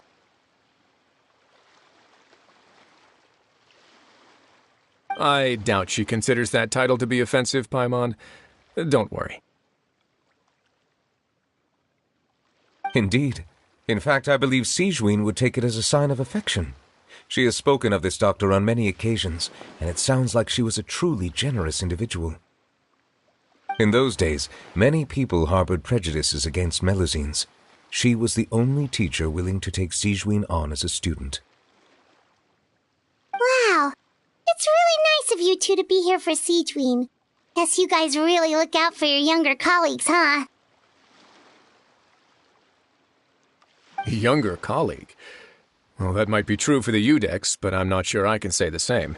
Sigewinne served a sentence in the fortress of Meripede hundreds of years ago, and after she did her time, she decided to stick around.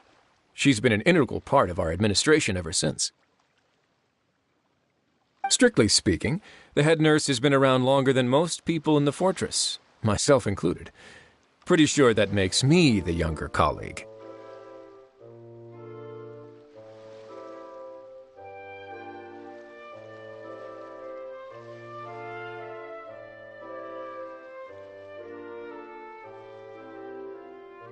She served a sentence?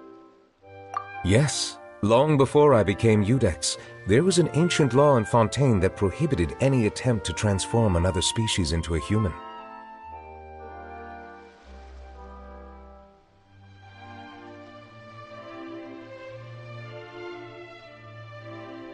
Initially, I and most researchers believed this law to have been imposed due to ethical concerns. But now, it seems more likely that the law was nothing more than an insurance policy, a way for Egeria to ensure that her people would remain insulated from the truth, thus enabling them to lead more straightforward, happier lives.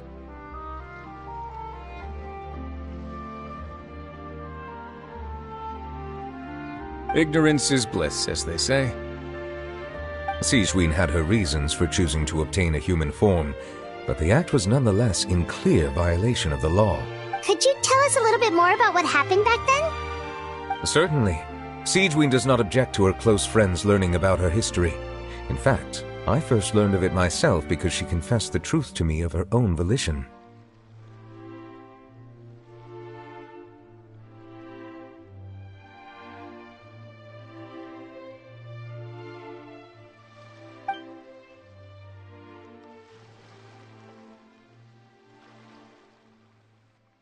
Even with their daughter so ill, they kicked you out? Stubborn as always. And prejudice isn't a disease I can cure either. Shame that I don't have the energy to get over there. You're laughable, you old witch.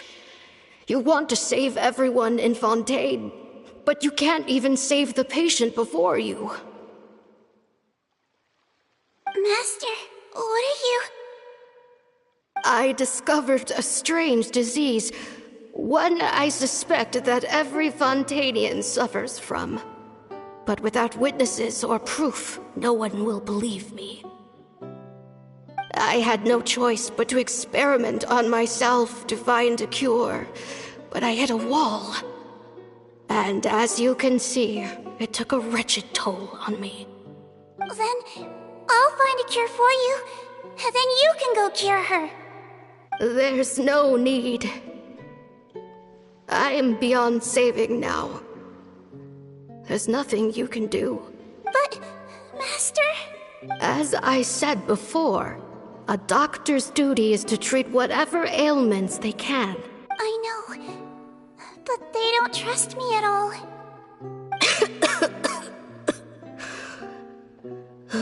That girl. She's your first ever patient, isn't she? Tell me, what cost are you willing to bear to see her cured? I'll do whatever it takes. Even if it means breaking the law and being punished for it? As long as I don't hurt anyone. Yes. Spoken like a true student of mine. Then I shall make one more final gamble. And see my experiment through to its end.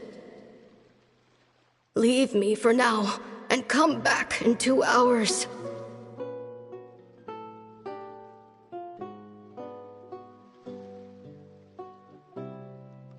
If I am able to work this miracle, then I will have found a way to save all Fontanians, and I shall be able to help you treat that girl.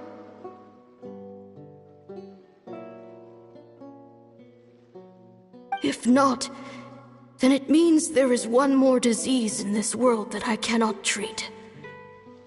In that case, do not come looking for me. I will leave you a parting gift. An accidental discovery happened upon through my study of this strange disease. It has little use, but it will at least help you cure this one patient you can reach.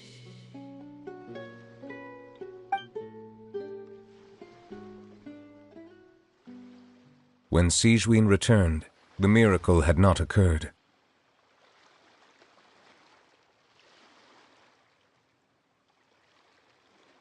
She found a potion bottle and a note on the table.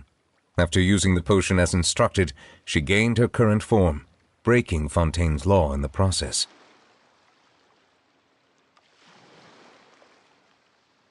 And after I had confirmed the veracity of the events, I gave my verdict. So that's what happened.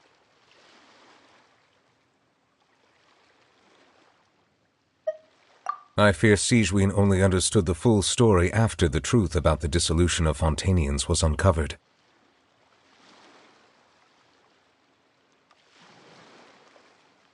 When I reflected on all this with that knowledge in hand, I felt a deep sense of regret.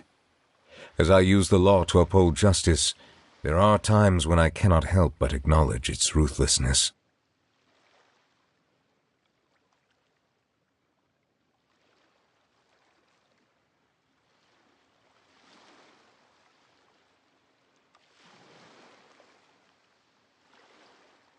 After the final details of the events surrounding Sigewinne's transformation came to light, I checked several sources and, thankfully, the legal code does not require Sigewinne to shoulder any additional punishment.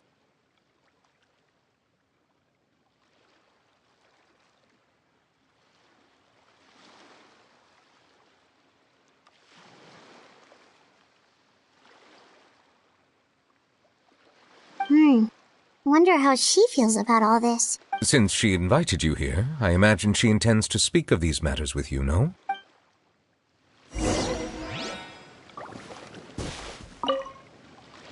On behalf of the Maréchaussée Phantom, I would like to once again thank the Fortress of Meripede for your assistance in the response to yesterday's prison break. Our head nurse and the Traveler in Paimon did most of the heavy lifting, I would say. Sigewinne seems to be in good spirits. I trust work hasn't been too hard on her lately? Well, she might be the only permanent medical staff in the fortress, but there's plenty of people with medical knowledge willing to help her out. I am most relieved to hear it.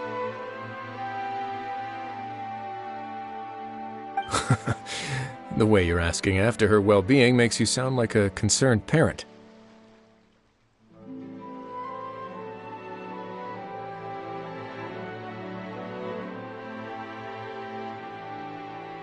Well, I won't lie. I've always seen myself that way.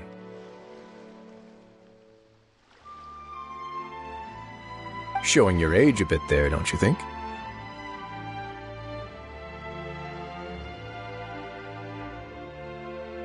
Indeed. Actually, I often forget just how much older I am than you.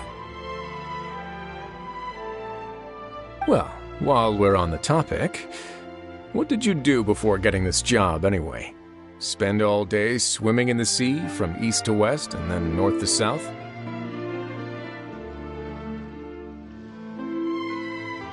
Yes, and from the surface to the ocean floor on occasion.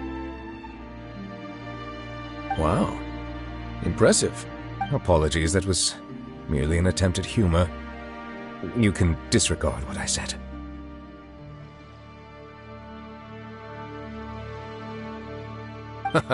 That's impossible, I'm afraid. My imagination's already running wild.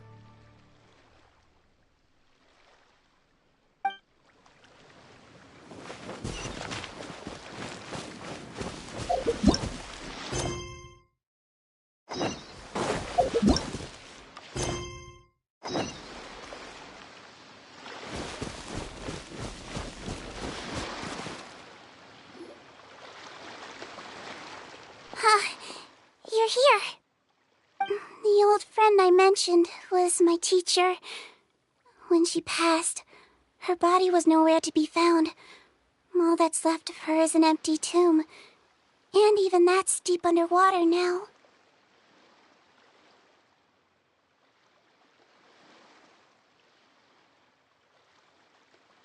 Sigewinne, the witch who gave you the magic potion, she was your teacher, wasn't she? Sounds like Monsieur Neuvillette filled you in. After learning the truth, it must have been hard to process, huh? Well, to be honest, after I realized what really happened that night, my first thought was that it kind of made sense. It seemed exactly like the sort of thing she would do. But she was planning to sacrifice herself and never told you. That's just who she was. If lying is what it took to get a kid to take their medicine, then that's what she'd do.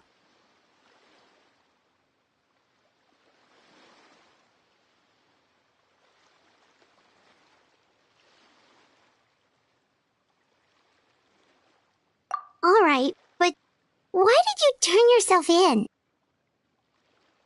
I broke the law, simple as that. My teacher made her choice, and I made mine. True. It's just the way Potton framed it when he was asking you all those questions, it made Paimon really mad. You're not like him at all, and everything Neuvillette said confirms that. And yet, you were still convicted and thrown in prison. It just feels so unfair. Unfair? I happen to think just the opposite. If I hadn't served that time, I'm not sure I would have been able to stay strong when he was questioning me.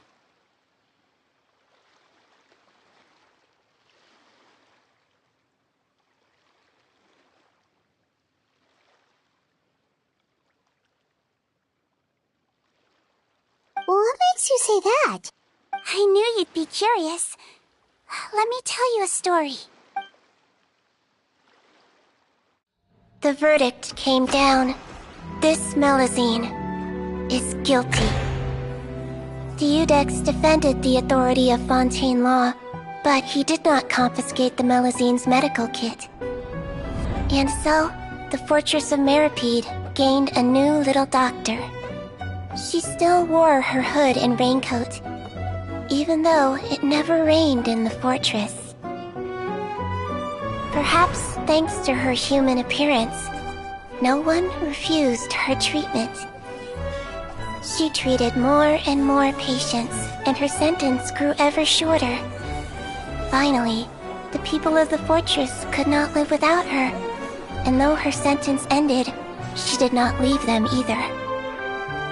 Then one day, she received an invitation from the outside world. The location seemed familiar, and when she arrived, an old lady was waiting for her. She saw right through the Melazine's disguise, but didn't reveal it. Instead, she asked a question. Tell me, why do you think you gained the respect of so many people, despite being a Melazine? Because I look like a human? It's been 50 years, Sigewinne, and you haven't aged a day. I think everyone knows you are not human. I finally found you, after all these years. I still remember, you know. It was you who saved me that night. But how? I was no longer a Melazine by then. Does it really matter if you're human or Melazine? I remember the warmth of your palm. It's quite unmistakable. And you know what? It hasn't changed one bit. You don't have to hide anymore, Sigewinne. These days, everyone wants to make friends with Melazines. And I think that it's all because of you. I'm sorry I couldn't say this until now, but thank you, Dr. Melazine. Now that's an ending Paimon can get behind. After hearing everything Potton said, I wanted to tell him that it didn't matter who he looked like on the outside. But it was too late. The warmth in his palm had already disappeared.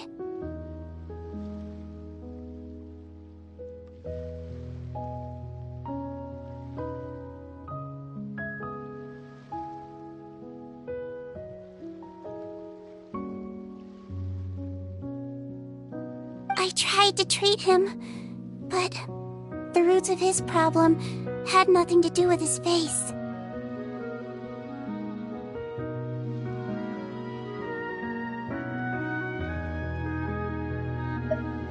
I understand. Thanks, you two. I appreciate you being here for me while I talk this through. Oh, it's nothing. Our pleasure. Oh, there's one more reason I invited you here. It's about time I finally give you what I promised.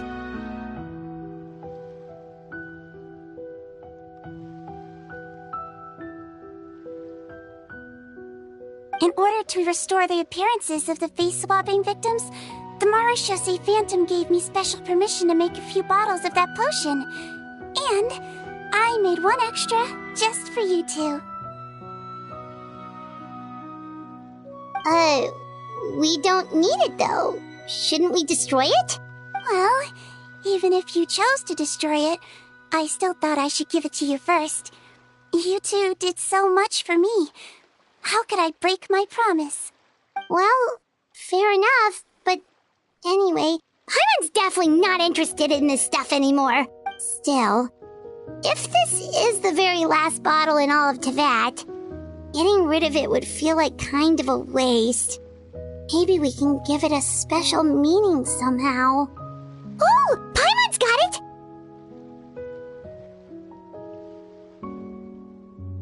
Melazine physiology wasn't affected by the Great Flood, right?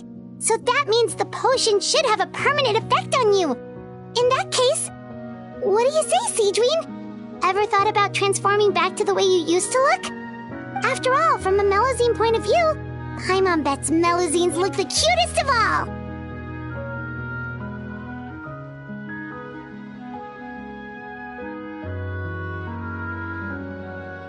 Paimon, after everything, do you really think it matters whether I'm Melazine or a human?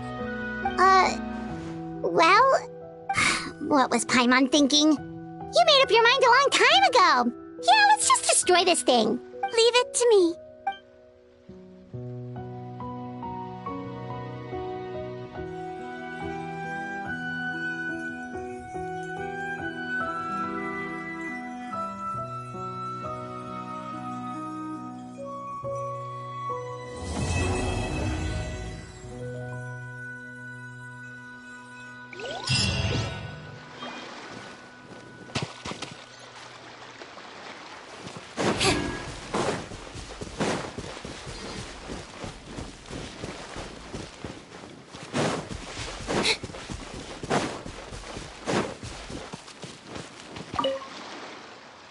I'd like to stay here with my teacher for a little longer.